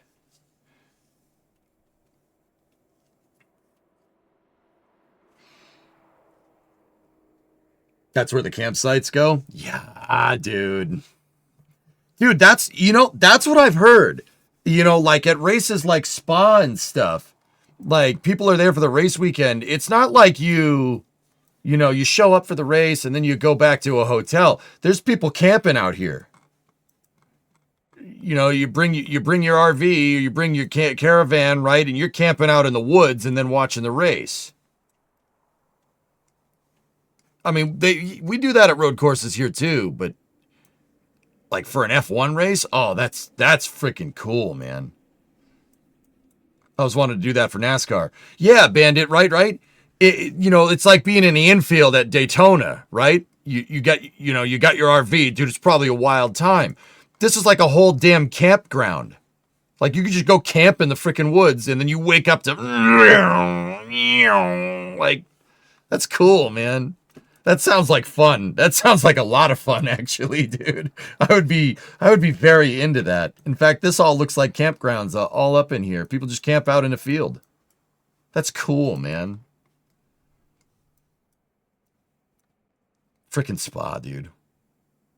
Glorious. That right there is one of the best racetracks on the planet by a long shot.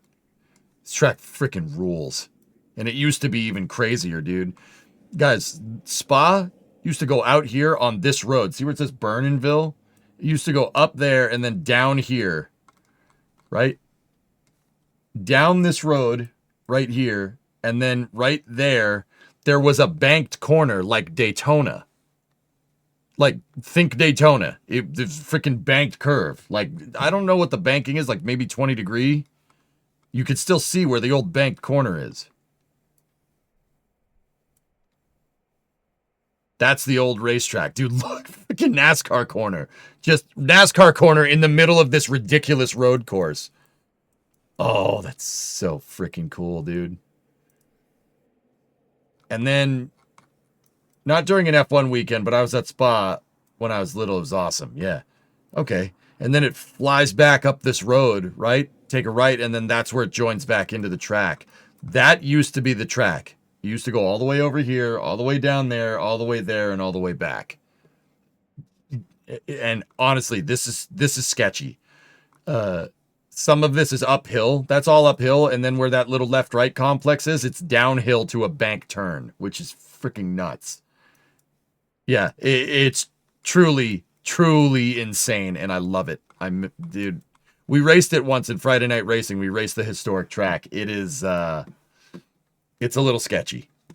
I crashed. My guy definitely would have died if we were doing that. But anyway, time for Flame Trench, guys. I hope you enjoyed part 2, building out the racetrack.